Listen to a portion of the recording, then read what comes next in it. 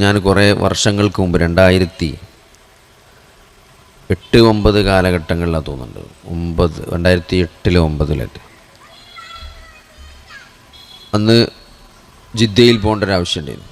ഇങ്ങനെ അവിടെ വെച്ച് ഞാൻ ഒരു ഫലസ്തീനിൽ പഠിപ്പിച്ചു കൊണ്ടിരിക്കുന്ന ഒരു സയൻസിൻ്റെ കോളേജ് അധ്യാപകനെ പരിചയപ്പെട്ടു. അന്ന് അയാൾ പറഞ്ഞാണ് ഒരു 3 വർഷത്തെ കോഴ്സ് ബിരുദം ചെയ്യുന്ന ആ കോളേജിൽ കോഴ്സ് തുടങ്ങുമ്പോൾ ഏകദേശം ഒരു 30 കുട്ടികളുണ്ടാവും.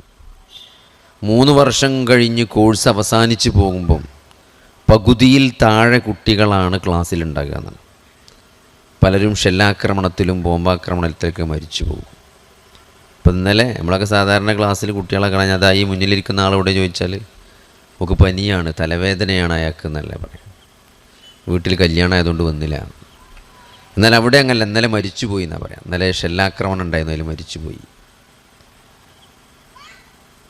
അപ്പോൾ അത്തരത്തിൽ അവർ പരീക്ഷിക്കപ്പെട്ടുകൊണ്ടിരിക്കുന്നു. അപ്പോൾ എന്താണ് ഈ പരീക്ഷണത്തിൻ്റെ അർത്ഥം? ഇതൊക്കെ നമ്മൾ കൃത്യമായി മനസ്സിലാക്കിയിട്ടില്ലെങ്കിൽ, ജീവിതത്തിൻ്റെ ലക്ഷ്യത്തെക്കുറിച്ച് കൃത്യമായി നമ്മൾ മനസ്സിലാക്കിയിട്ടില്ലെങ്കിൽ, നമുക്ക് നമ്മുടെ ജീവിതത്തിൽ സംഭവിക്കുന്ന പല കാര്യങ്ങളിലും നമ്മൾ എന്ത് ചെയ്യാൻ പറ്റും? നമ്മൾ മാനസികമായി തകർന്നു പോകും. അതുകൊണ്ട് ഇന്നൊട്ടേറെ ആളുകൾ യൂറോപ്പിലും അമേരിക്കയിലുമൊക്കെ ഇസ്ലാം മതം സ്വീകരിച്ചു കൊണ്ടിരിക്കുന്നു. അല്ലെങ്കിൽ അവർ അവരുടെ യഥാർത്ഥ ദൈവീക മതത്തിലേക്ക് തിരിച്ചു വന്നുകൊണ്ടിരിക്കുകയാണ്. എന്തുകൊണ്ടാണ്? അവർ തേടുന്ന, നമ്മളെ അന്വേഷിക്കുന്ന സന്തോഷം. ഇപ്പം എല്ലാവരും ഒരു അടിപൊളി വൈബിൻ്റെ പിന്നാലെയാണ് അല്ലേ? എപ്പോഴാണ് കൂടുതൽ സന്തോഷം? എങ്ങനെ കൂടുതൽ സന്തോഷം കിട്ടാം? എങ്ങനെ കൂടുതൽ ജീവിതം അടിപൊളിയാക്കാം? ഇപ്പോൾ പ്രായഭേദമന്യേ അല്ലേ, നമുക്കൊരു വയസ്സൊന്നും ഇപ്പോൾ പറയാൻ പറ്റില്ല. എല്ലാവരും ഒരേ പ്ലാറ്റ്ഫോമിലാണ്. ചെറിയ കുട്ടിയാണെങ്കിലും വലിയ മുതിർന്ന പ്രായമായവരാണെങ്കിലും എല്ലാവരും യൂട്യൂബിലാണ്, എല്ലാവരും സോഷ്യൽ മീഡിയകളിലാണ്. എല്ലാവർക്കും കാര്യങ്ങളറിയാം അല്ലേ? ഇപ്പോഴത്തെ കുട്ടികളെ പറ്റി നമ്മൾ പറയും ഭയങ്കര ബുദ്ധിയാണ്, ഭയങ്കരമായിട്ട് സംസാരിക്കും അവർ അല്ലേ. നമ്മൾ സംസാരിച്ചതിനേക്കാളൊക്കെ ലാംഗ്വേജ് അവർ കൈകാര്യം ചെയ്യുന്നുണ്ട്, നന്നായിട്ട് ഇംഗ്ലീഷ് പറയും. അപ്പോൾ അതിനൊക്കെ അവർ എക്സ്പോസ് ചെയ്തുകൊണ്ടിരിക്കുക. അതുകൊണ്ടാണല്ലോ കുട്ടികൾ അങ്ങനെ സംസാരിക്കുന്നത്. യൂട്യൂബിലാണെങ്കിലും സോഷ്യൽ മീഡിയയിലാണെങ്കിലൊക്കെ കുട്ടികൾ വലിയ മുതിർന്നവരെ പോലെ സംസാരിക്കും, മുതിർന്നവരെ പോലെ പെരുമാറും. അപ്പോൾ നമ്മൾ അത്ഭുതത്തോടെ പറയും, എന്താലേ ആ കുട്ടി പറഞ്ഞു കേട്ടില്ലേ, ഭയങ്കര ബുദ്ധിയാണ്, മാഷാ അല്ലാഹ്. അപ്പോൾ അതുകൊണ്ട് എല്ലാവരും ഈ ഒരേ ഒരു പ്ലാറ്റ്ഫോമിൽ നിന്ന്, സോഷ്യൽ മീഡിയയുടെ അല്ലെങ്കിൽ ഈ പ്ലാറ്റ്ഫോമിൽ നിന്നുകൊണ്ടാണ് എല്ലാവരും കാര്യങ്ങൾ കാണുകയും മനസ്സിലാക്കുകയും ഇടപെടുകയും ചെയ്തുകൊണ്ടിരിക്കുന്നത്. അപ്പം അതുകൊണ്ട് ഒരു കാലത്ത് ഇങ്ങനെ സന്തോഷങ്ങളും ഇതേപോലെ ഈ കാര്യങ്ങളുമെല്ലാം അന്വേഷിച്ച് നടന്നിരുന്ന ഒരു തലമുറ നമ്മൾ ഇപ്പോൾ യൂറോപ്പിലേക്കും അമേരിക്കയിലേക്കും നോക്കിയാൽ കാണുന്ന ആ തലമുറ, അവരതിൻ്റെ എല്ലാ ഫലങ്ങളും അനുഭവിച്ച് തിരിച്ച് നടക്കുകയാണ് അല്ലേ? ഇവിടെ ഇതൊക്കെ ഇങ്ങനെ ഇപ്പോൾ കൂടുതൽ ശക്തമായി കൊണ്ടിരിക്കണുള്ളൂ. പലരും ദൈവമുണ്ടോ, അങ്ങനെ അള്ളാഹു ഉണ്ടോ എന്ന് വരെ ചിന്തിക്കുന്ന ആളുകൾ. ഈ കാണുന്ന വലിയ സൃഷ്ടിപ്രപഞ്ചം, ഈ ചരാചരങ്ങളും ഈ കോടാനകോടി സൃഷ്ടിജാലങ്ങളും ഇതെങ്ങനെ ഉണ്ടായതാണ്? ഇതൊക്കെ വെറുതെ ഉണ്ടാവുമോ? അത് പ്രകൃതിയാ ഉണ്ടായതാണ് എന്ന് പറയുമ്പോൾ, ഈ പ്രകൃതി എന്ന് പറയുന്ന ഒരു ബൈ ചാൻസ് ഉണ്ടായി എന്ന് എങ്ങനെയാണ് നമുക്ക് ഉൾക്കൊള്ളാൻ കഴിയുക? ഈ പ്രപഞ്ചത്തിൽ നമ്മൾ കാണുന്ന ഓരോ സൃഷ്ടിജാലങ്ങൾ അല്ലേ? ഇപ്പോൾ ഈ ഒരു മൈക്ക് വെറുതെ ഉണ്ടായി എന്ന് പറയാൻ പറ്റില്ലല്ലോ. ഈ ഒരു ഫോൺ വെറുതെ ഉണ്ടായതാണോ? ഈ കാണുന്നത് എന്തെങ്കിലും വെറുതെ ഉണ്ടായിട്ടുണ്ടോ? ഇല്ല. അതുകൊണ്ട് ഇതിനൊരു സൃഷ്ടികർത്താവുണ്ട്. ഈ കോടാനകോടി സൃഷ്ടിജാലങ്ങൾ നമ്മളോട് വിളിച്ചു പറയുന്നത് അതാണ്, ഇതിനൊരു സൃഷ്ടാവുണ്ട്. നമ്മുടെ പഞ്ചേന്ദ്രിയങ്ങൾ തുറന്നു വെച്ചാൽ നമുക്ക് ഉൾക്കൊള്ളാൻ കഴിയും, നമുക്ക് മനസ്സിലാക്കാൻ. ഏത് ബുദ്ധി ഇല്ലാത്തൊരാൾക്കും മനസ്സിലാക്കാൻ പറ്റും അല്ലേ? അവരുടെ ബുദ്ധിക്കനുസരിച്ച് ഇതിനൊരു സൃഷ്ടാവുണ്ട്, ഇത്രയും വലിയ സംവിധാനത്തിനൊരു സൃഷ്ടാവുണ്ട് എന്ന് മനസ്സിലാക്കാൻ വലിയ ബുദ്ധിയുടെ ആവശ്യമില്ല. ഇതെങ്ങനെ സ്വയം ഉണ്ടാവും? ഈ പ്രപഞ്ചം, ഈ ആകാശവും ഈ ഭൂമിയും ഈ ഗോളങ്ങളുമെല്ലാം സ്വയം ഉണ്ടായതാണ് എന്ന് എങ്ങനെയാണ് പറയാൻ സാധിക്കുക? സൂറത്തു തൂറിലെ ആയത്തിൽ അള്ളാഹു ചോദിക്കുന്നുണ്ട്, അം ഖുലിഖൂ മിൻ ഗൈരി ഷൈഇൻ അം ഹുമുൽ ഖാലിഖൂൻ. യാതൊരു വസ്തുവിൽ നിന്നുമല്ലാതെയാണോ അവർ സൃഷ്ടിക്കപ്പെട്ടിരിക്കുന്നത്, അതല്ല അവർ തന്നെയാണോ അവരെ സൃഷ്ടിച്ചത് എന്നാണ്. നമ്മളാണോ നമ്മളെ സൃഷ്ടിച്ചതല്ല. നാം അറിയുന്ന ആരെങ്കിലുമാണോ ഈ പ്രപഞ്ചത്തെ സൃഷ്ടിച്ചിരിക്കുന്നത്? അല്ല. ഈ പ്രപഞ്ചത്തെ സൃഷ്ടിച്ചത് അം ഖലഖുസ് സമാവാതി വൽ അർള ബൽ ലാ യുഖിനൂൻ.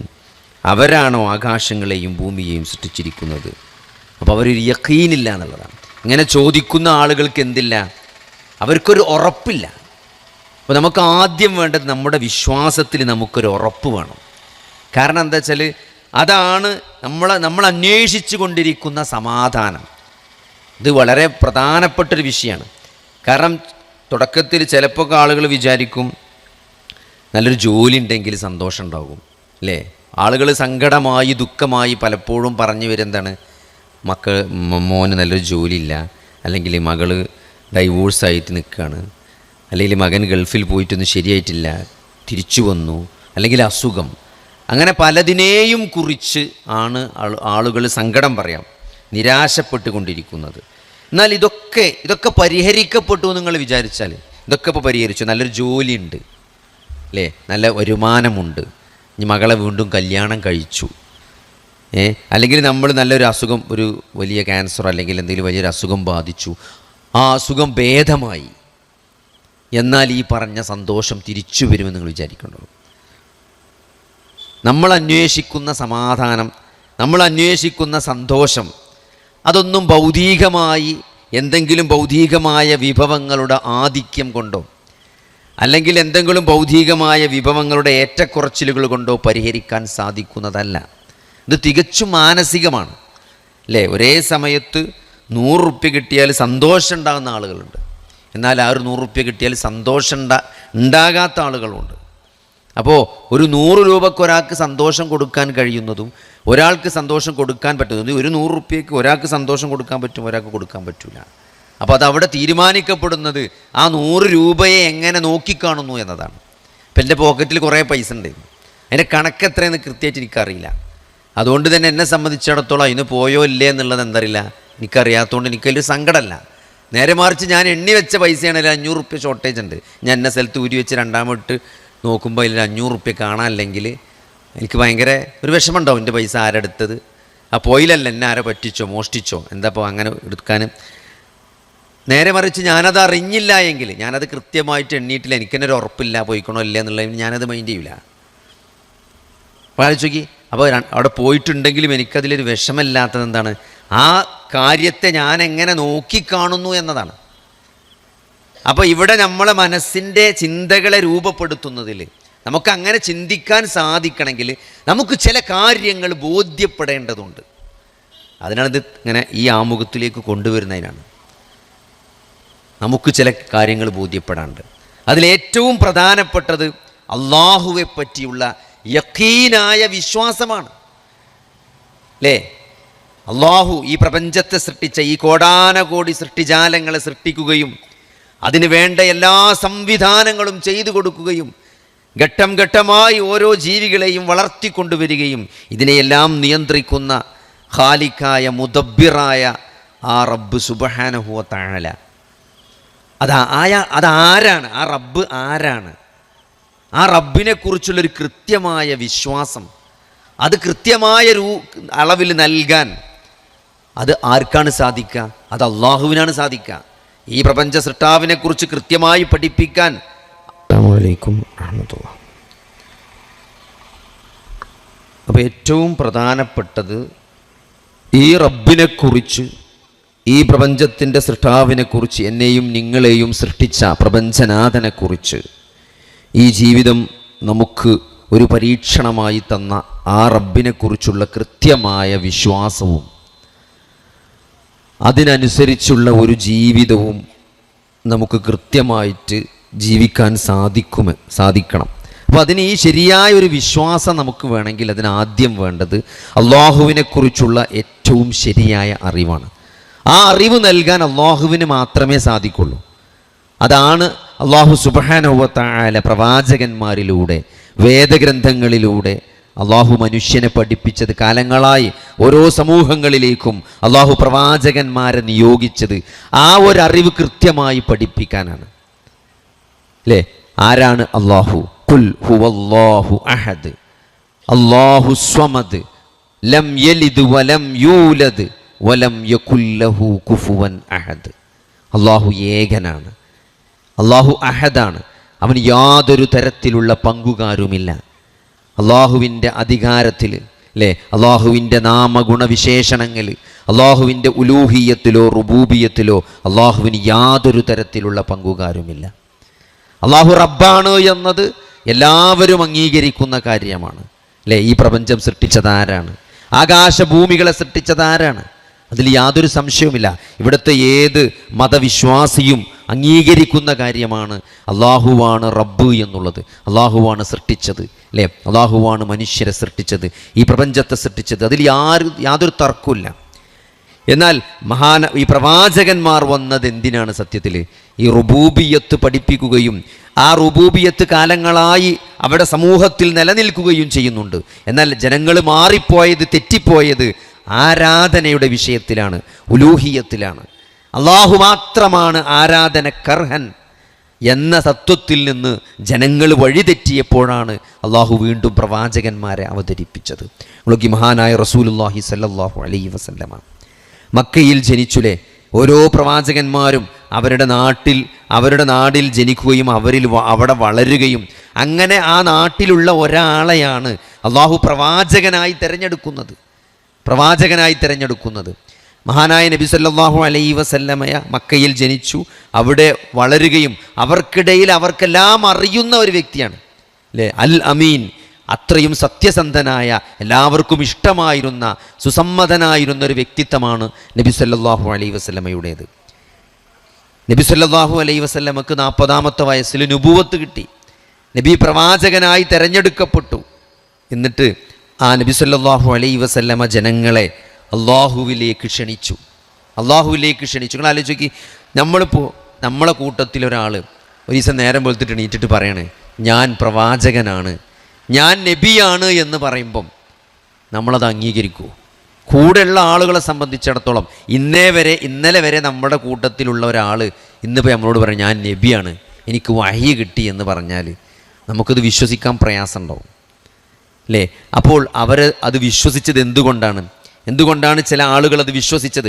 മഹാനായ അബൂബക്കർ സിദ്ദീഖ് റളിയല്ലാഹു അൻഹു, അല്ലേ, നബി സല്ലല്ലാഹു അലൈഹി വസല്ലമയുടെ കൂട്ടുകാരനായിരുന്നു. നബി സല്ലല്ലാഹു അലൈഹി വസല്ലമ എന്തു പറഞ്ഞാലും അത് അതേപോലെ വിശ്വസിക്കുന്നവനാണ് അബൂബക്കർ സിദ്ദീഖ് റളിയല്ലാഹു അൻഹു. നബി സല്ലല്ലാഹു അലൈഹി വസല്ലമ ഇസ്രാഇൻ്റെ രാത്രിയിൽ ബൈത്തുൽ മുഖദ്ദിസിലേക്ക് പോയി, അവിടെ നിന്ന് ആകാശത്തേക്ക് പോയി എന്ന് നബി സല്ലല്ലാഹു അലൈഹി വസല്ലമ നേരം വെളുക്കുമ്പോൾ പറയാണ്. തലേന്ന് രാത്രി വീട്ടിൽ കിടന്നുറങ്ങിയ നബി സല്ലല്ലാഹു അലൈഹി വസല്ലമ ബൈത്തുൽ മുഖദ്ദസിലേക്ക് പോയി, അവിടെ നിന്ന് ആകാശലോകത്തേക്ക് മിഅ്റാജിൻ്റെ യാത്ര ചെയ്തു എന്ന് പറയുമ്പോഴും അത് അബൂബക്കർ സിദ്ദീഖ് റളിയല്ലാഹു അൻഹു വിശ്വസിക്കണം. അവിടെ കുറേ മക്കയിലെ മുശ്രിക്കുകൾ അബൂബക്കർ സിദ്ദീഖ് റളിയല്ലാഹു അൻഹു ചോദിക്കുന്നുണ്ട്, പരിഹസിച്ചുകൊണ്ട് ചോദിക്കാണ്, നിന്റെ മുഹമ്മദ് ഇന്നലെ രാത്രി ബൈത്തുൽ മുഖദ്ദസിലേക്കും അവിടെ നിന്ന് ആകാശത്തേക്കും യാത്ര ചെയ്തു എന്ന് പറഞ്ഞത് നീ വിശ്വസിക്കുന്നുണ്ടോ എന്ന്. അപ്പോൾ അദ്ദേഹം കൊടുത്ത മറുപടി എന്താ അറിയോ? ഞാൻ അതിനേക്കാൾ വലിയ കാര്യം ആകാശലോകത്ത് നിന്ന് അള്ളാഹുവിൽ നിന്ന് വഹി ലഭിക്കുന്ന പ്രവാചകനാണ് നബി സല്ലല്ലാഹു അലൈഹി വസല്ലമ എന്ന കാര്യം വിശ്വസിക്കുന്നുണ്ട്. അതുകൊണ്ട് എനിക്ക് അത് വിശ്വസിക്കാൻ ഒരു പ്രയാസമില്ല എന്നാണ്. അപ്പോൾ നബി സല്ലല്ലാഹു അലൈഹി വസല്ലമ പറഞ്ഞത് അവർ വിശ്വസിച്ചത് എന്തുകൊണ്ടാണ്? നബി സല്ലല്ലാഹു അലൈഹി വസല്ലമ സത്യസന്ധനാണ് എന്ന് അവർക്കറിയാം. ഇതേവരെ ജീവിതത്തിൽ ഒരു കളവും നബി സല്ലല്ലാഹു അലൈഹി വസല്ലമ പറഞ്ഞിട്ടില്ല. പിന്നെ എന്താണ് നബി സല്ലല്ലാഹു അലൈഹി വസല്ലം പറയുന്നത്? നിങ്ങൾ അള്ളാഹുവിനെ മാത്രമേ ആരാധിക്കാൻ പാടുള്ളൂ, അള്ളാഹുവിന് മാത്രമേ നേർച്ച നേരാൻ പാടുള്ളൂ, നിങ്ങൾ അള്ളാഹുവിനെ കൊണ്ട് മാത്രമേ സത്യം ചെയ്ത് പറയാൻ പാടുള്ളൂ. കാരണം അന്നവിടെ ജീവിച്ചിരുന്ന മക്കയിലെ മുശ്രിക്കുകൾ അവർ മുമ്പ് മൺമറഞ്ഞു പോയ ലാത്ത എന്ന നല്ലൊരു വ്യക്തി ഉണ്ടായിരുന്നു. അവിടെ ഹജ്ജിന് വരുന്ന ആളുകൾക്ക് പായസം കൊടുത്തിരുന്ന നല്ല ഒരു സോലിഹായ ഒരു വ്യക്തി, മരിച്ചു പോയൊരു വ്യക്തി ഉണ്ടായിരുന്നു. അദ്ദേഹത്തെയാണ് അവർ അസന്നിഗ്ധ ഘട്ടങ്ങളിൽ ചിലപ്പം വിളിച്ച് പ്രാർത്ഥിച്ചിരുന്നത്. ലാത്തെ കാക്കണേ, മനാത്തെ കാക്കണേ എന്നായിരുന്നു അവർ വിളിച്ച് പ്രാർത്ഥിച്ചിരുന്നത്. ആ വിളിച്ച് പ്രാർത്ഥിച്ചിരുന്ന ലാത്ത മനാത്തകളെ നിങ്ങൾ വിളിക്കരുത്, അല്ലേ? അവരെ വിളിക്കാൻ പാടില്ല, നിങ്ങൾ അല്ലാഹുവിനെ മാത്രമേ വിളിക്കാൻ പാടുള്ളൂ എന്ന്. എന്തിനാണ് അവർ വിളിച്ചത്? അവർ കൊടുത്ത മറുപടി എന്താ? ഇല്ലാ ലിയുഖർരിബൂന ഇലല്ലാഹി സുൽഫ, ഇല്ലാ ലിയുഖർരിബൂന ഇലല്ലാഹി സുൽഫ, അല്ലാഹുവിലേക്ക് അടുപ്പിക്കാൻ വേണ്ടി മാത്രമാണ് ഞങ്ങൾ ഇവരെ വിളിച്ചുകൊണ്ടിരിക്കുന്നത്. അല്ലാതെ അവർക്ക് സ്വന്തമായിട്ട് കഴിവൊന്നുമില്ല, അല്ലാഹു കൊടുത്ത കഴിവ് തന്നെയാണ്. പക്ഷേ അവരെ വിളിച്ച് പ്രാർത്ഥിച്ചിരുന്നത് എന്തിനാണ്? ഞങ്ങൾ അല്ലാഹുവിലേക്ക് അടുപ്പിക്കാൻ വേണ്ടിയിട്ടാണ്. അപ്പോൾ അങ്ങനെ അല്ലാഹുവിലേക്ക് അല്ലാഹുവാണ് നമ്മളോട് ഏറ്റവും അടുത്തൻ, നമ്മുടെ കണ്ടനാടിയേക്കാൾ നമ്മളോട് അടുത്തവൻ നമ്മുടെ റബ്ബാണ് എന്ന് അവരെ പഠിപ്പിച്ചു കൊടുക്കുകയാണ് റസൂലുള്ളാഹി സ്വല്ലല്ലാഹു അലൈഹി വസല്ലം ചെയ്തത്. ഇത് എല്ലാവരെയും വഅൻദിർ അശീറത്തക, നിന്റെ കുടുംബക്കാരെ നീ താക്കീത് ചെയ്യണം, കുടുംബത്തോട് ഈ കാര്യം പറയണമെന്ന് ആയത്തിറങ്ങിക്കൊണ്ട് അള്ളാഹുവിൻ്റെ റസൂലിനോട് അള്ളാഹു കൽപ്പിച്ചു, കുടുംബക്കാരെ വിളിച്ചു ചേർത്തുകൊണ്ട് ഈ കാര്യം പറയാൻ വേണ്ടിയിട്ട്. അന്ന് നബി സല്ലല്ലാഹു അലൈഹി വസല്ലമ നല്ല ദരിദ്രനായിരുന്നു, ദാരിദ്ര്യത്തിലാണ് നബി സല്ലല്ലാഹു അലൈഹി വസല്ലമ ജീവിച്ചിരുന്ന കാലഘട്ടത്തിലാണത്. അങ്ങനെ സീറ ഗ്രന്ഥങ്ങളിൽ കാണാം, നബി സല്ലല്ലാഹു അലൈഹി വസല്ലമ അലി റളിയല്ലാഹു അൻഹുവിനോട് പറയാണ്, നമുക്ക് എല്ലാ കുടുംബക്കാരെയും വിളിച്ചു കൂട്ടിക്കാണ്ട് ഒരു തക്കാരുണ്ടാക്കണം, ഒരു സൽക്കാരം ഉണ്ടാക്കണം. കാരണം കുടുംബക്കാരെ അറബികളുടെ ഒരു മര്യാദ അനുസരിച്ച് എന്തെങ്കിലും ഒരു കാര്യം കുടുംബത്തിൽ വിളിച്ചു പറയണമെന്നുണ്ടെങ്കിൽ ആദ്യം എല്ലാവരും ചേർത്തൊന്ന് ഭക്ഷണം കൊടുക്കണം, ആ ഭക്ഷണത്തിന് ശേഷമാണ് കാര്യങ്ങൾ പറയാം. അങ്ങനെ പൈസയൊക്കെ സംഘടിപ്പിച്ച് വലിയ ഒരു പാർട്ടിയൊക്കെ ഉണ്ടാക്കി നബി സല്ലല്ലാഹു അലൈഹി വസല്ലം ഇത് പറയാൻ വേണ്ടി തീരുമാനിച്ചു. അങ്ങനെ പാർട്ടിയൊക്കെ നടന്നു, ഭക്ഷണമൊക്കെ കഴിച്ച്. പക്ഷേ നബി സല്ലല്ലാഹു അലൈഹി വസല്ലമക്ക് ധൈര്യം വരുന്നില്ല പറയാൻ. അങ്ങനെ അന്ന് ആ പാർട്ടിയിൽ പറയാൻ പറ്റിയില്ല, അത് വെറുതെ ആയിപ്പോയി. വീണ്ടും ഒരു തക്കാരം സംഘടിപ്പിച്ച് എല്ലാവരും വിളിച്ചു ചേർത്തത് പറയാൻ വേണ്ടിയിട്ട്. അങ്ങനെ രണ്ടാമത്തെ തക്കാരത്തിലാണ് നബി സല്ലല്ലാഹു അലൈഹി വസല്ലമ കുടുംബക്കാരോട് ഈ കാര്യം പറയണത്.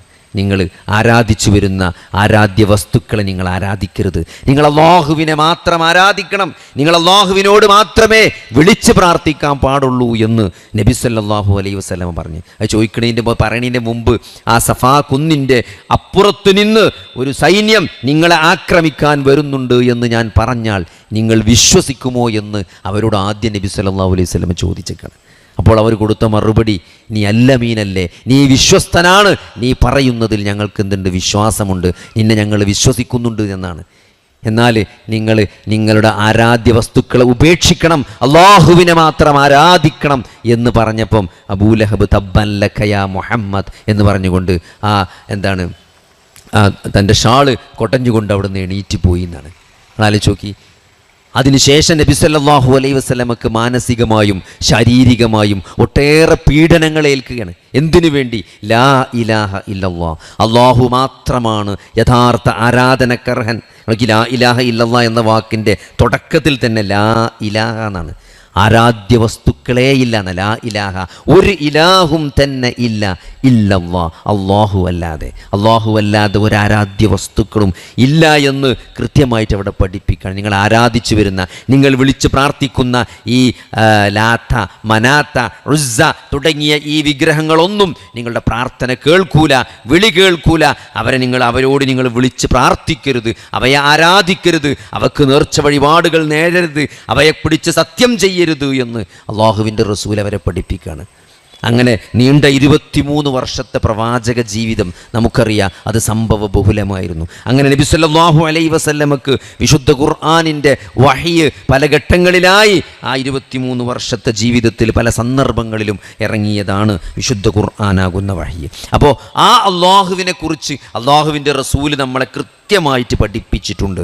ആ റബ്ബ് ആരാണ്, ആ റബ്ബ് എവിടെയാണ്, ആ റബ്ബിൻ്റെ ഗുണവിശേഷണങ്ങൾ എന്തെല്ലാമാണെന്ന്. അപ്പോൾ അങ്ങനെ ആ റബ്ബിനെക്കുറിച്ച് നല്ല കൃത്യമായ ഒരറിവുള്ള ഒരാളെ സംബന്ധിച്ചിടത്തോളം ആ റബ്ബിനെ ആരാധ്യനായി അംഗീകരിക്കുകയും ആ റബ്ബിൽ അടിയുറച്ച് വിശ്വസിക്കുകയും ആ റബ്ബിൽ തവക്കുൽ ചെയ്യുകയും. നോക്കി, അള്ളാഹുവിനെ പറ്റിയുള്ള ഓരോ അറിവും, അള്ളാഹു അലീമാണ്, അള്ളാഹു എല്ലാം അറിയുന്നവനാണ് എന്ന് അറിയുന്ന ഒരാളെ സംബന്ധിച്ചിടത്തോളം, ആ രൂപത്തിൽ അള്ളാഹുവിനെ മനസ്സിലാക്കിയ ഒരാളെ സംബന്ധിച്ചിടത്തോളം നോക്കി, ആ അള്ളാഹുവിൻ്റെ അറിവെന്നുള്ളത്, അള്ളാഹു നമ്മൾ അനുഭവിക്കുന്ന എല്ലാ പ്രയാസങ്ങളും, എൻ്റെ സങ്കടങ്ങൾ അറിയുന്നവനാണ് എൻ്റെ റബ്ബ് അല്ലേ. തെറ്റിദ്ധരിച്ച ഒരാളെ സംബന്ധിച്ചിടത്തോളം, തെറ്റിദ്ധരിപ്പിക്കപ്പെട്ട ഒരാളെ സംബന്ധിച്ചിടത്തോളം അയാളെ വലിയ പ്രതീക്ഷ എന്താണ്? അള്ളാഹുവിനറിയാം ഇതിൻ്റെ സത്യാവസ്ഥ എന്താണെന്ന്.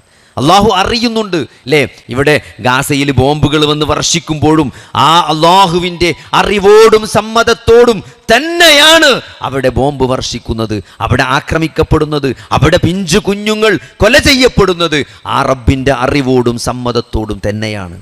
അപ്പോൾ എൻ്റെ റബ്ബിന് അതിലൊരു യുക്തിയുണ്ട്. അള്ളാഹു ഹക്കീമാണ്, അള്ളാഹു യുക്തിമാനാണ്. ഇവിടെ സംഭവിച്ചു കൊണ്ടിരിക്കുന്ന കാര്യങ്ങൾ അത് നമുക്ക് നമ്മുടെ ചെറിയ ബുദ്ധിക്ക് മനസ്സിലാകുന്നില്ലെങ്കിലും അതിൻ്റെ പിന്നിൽ അള്ളാഹുവിന് വലിയൊരു യുക്തിയുണ്ട് എന്നറിയുമ്പോൾ അതിലൊരു സമാധാനമുണ്ട്. അള്ളാഹു അലാ കുല്ലി ഷൈഇൻ ഖദീർ, അവൻ എല്ലാ കാര്യത്തിനും കഴിവുള്ളവനാണ് എന്ന അള്ളാഹുവിനെ കുറിച്ചുള്ള അറിവ്. ആലോചിച്ച് നോക്കി, പടച്ചോൻ എല്ലാ കാര്യത്തിനും കഴിയും അല്ലേ? അങ്ങനെ എല്ലാ കഴിവുമുള്ള അള്ളാഹുവിലാണ് നമ്മൾ വിശ്വസിക്കുന്നത്. ഇപ്പം എനിക്കൊരു ചെറിയ പ്രയാസം ഉണ്ടായി, ആ പ്രയാസം ആരറിഞ്ഞിട്ടുണ്ട്? എൻ്റെ റബ്ബ് അറിഞ്ഞിട്ടുണ്ട്. എൻ്റെ റബ്ബിൻ്റെ സമ്മതത്തോടു കൂടിയാണ് എൻ്റെ ജീവിതത്തിൽ എന്നെ ബാധിക്കുന്ന സകല നന്മകളും തിന്മകളും, സകല പ്രയാസങ്ങളും എളുപ്പങ്ങളും സുഖങ്ങളും ദുഃഖങ്ങളും ഇതെല്ലാം അള്ളാഹുവിൻ്റെ അറിവോടുകൂടി സമ്മതിക്കുന്നതാണ്. അപ്പം എൻ്റെ റബ്ബ് അറിഞ്ഞിട്ടുണ്ട്. അപ്പം എന്താണ്? ആ റബ്ബിനോടാണ് ഞാൻ പ്രാർത്ഥിച്ചു കൊണ്ടിരിക്കുന്നത്, ആ റബ്ബിലേക്കാണ് ഞാൻ എൻ്റെ തവക്കുൽ ചെയ്തിട്ടുള്ളത് അല്ലേ? അതുകൊണ്ട് അതിനെപ്പറ്റി നമ്മൾ കുറേ ആലോചിച്ച് ടെൻഷനാകണ്ട. കാരണം ഞാൻ എൻ്റെ റബ്ബിൽ തവക്കുൽ ചെയ്തിട്ടുണ്ട്, എൻ്റെ റബ്ബ് അത് അറിഞ്ഞിട്ടുണ്ട്, എൻ്റെ റബ്ബ് ആ അവസ്ഥയെ മാറ്റാൻ കഴിവുള്ളവനാണ് എന്ന തരത്തിലുള്ള അള്ളാഹുവിനെക്കുറിച്ചുള്ള യഖീനായ ഒരു വിശ്വാസം, ആ ഒരു ബോധം അതൊരാൾക്ക് ഉണ്ട് എങ്കിൽ അത് ജീവിതത്തിൽ വലിയ സമാധാനമാണ്. അതാണ് വിശുദ്ധ ഖുർആൻ പ്രവാചകന്മാരുടെ ചരിത്രങ്ങളിലൂടെ നമ്മളിപ്പോൾ ഖുർആൻ നമ്മളിങ്ങനെ ഓതിക്കൊണ്ടിരിക്കുകയാണ് അല്ലേ? ഖുർആൻ നമ്മൾ പാരായണം ചെയ്യുമ്പം ഇപ്പോൾ സൂറത്തു ശുഅറായിൽ എന്താണ് മൂസാ നബി അലൈഹിസ്സലാമിൻ്റെ ചരിത്രം പറയുന്നത്. ഒരുപക്ഷെ ഖുർആനിൽ ഏറ്റവും കൂടുതൽ തവണ വന്ന പ്രവാചകൻ്റെ പേര് അത് മൂസാ അലൈഹിസ്സലാമിൻ്റെ പേരാണ്.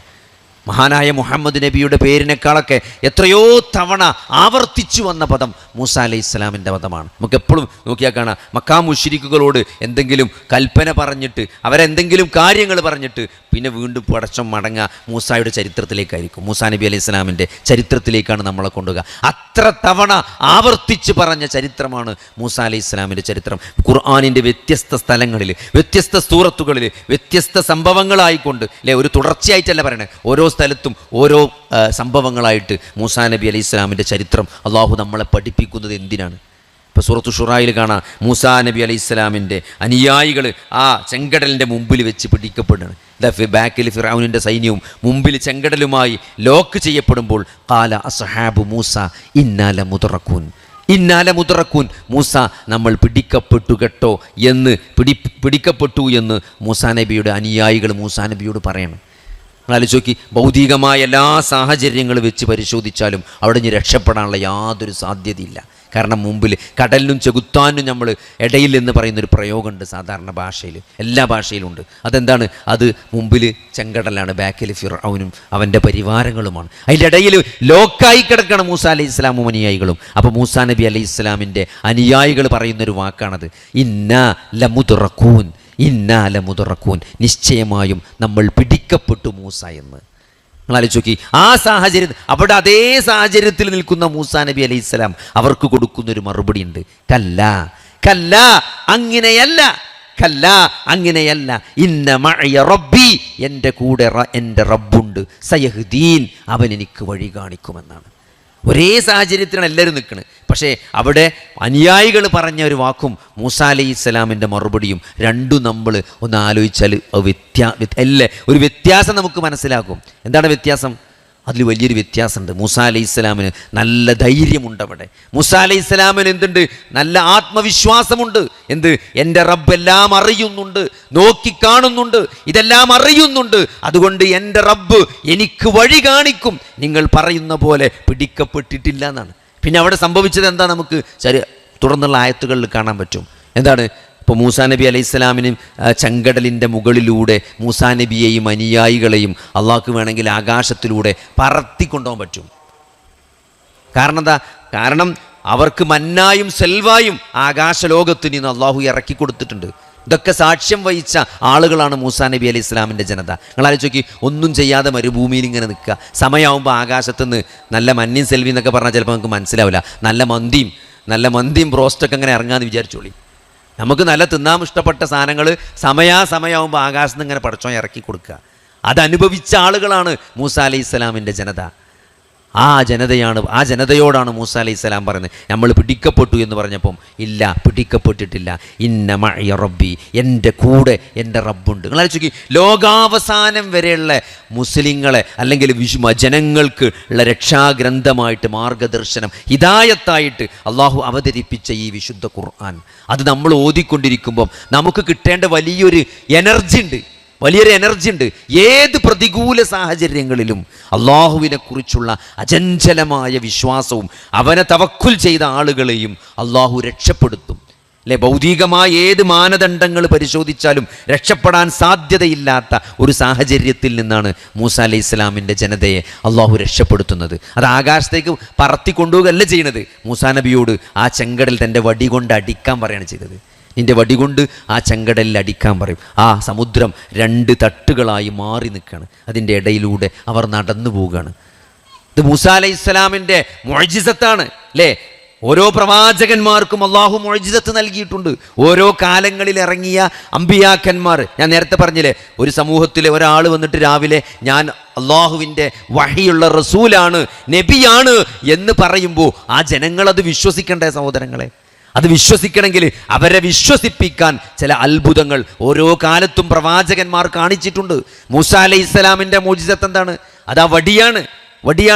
ആ വടിയിട്ടപ്പോൾ അത് പാമ്പായി. അല്ലേ, ആ പാമ്പ് എന്താണ്? ആ സാഹിര്യങ്ങളിട്ട വടിയിട്ട് പാമ്പാക്കിയപ്പോൾ ആ പാമ്പുകളെ മുഴുവൻ മൂസാ നബിയുടെ വടിയിൽ നിന്നുണ്ടായ പാമ്പ് വിഴുങ്ങിക്കളഞ്ഞു എന്നാണ്.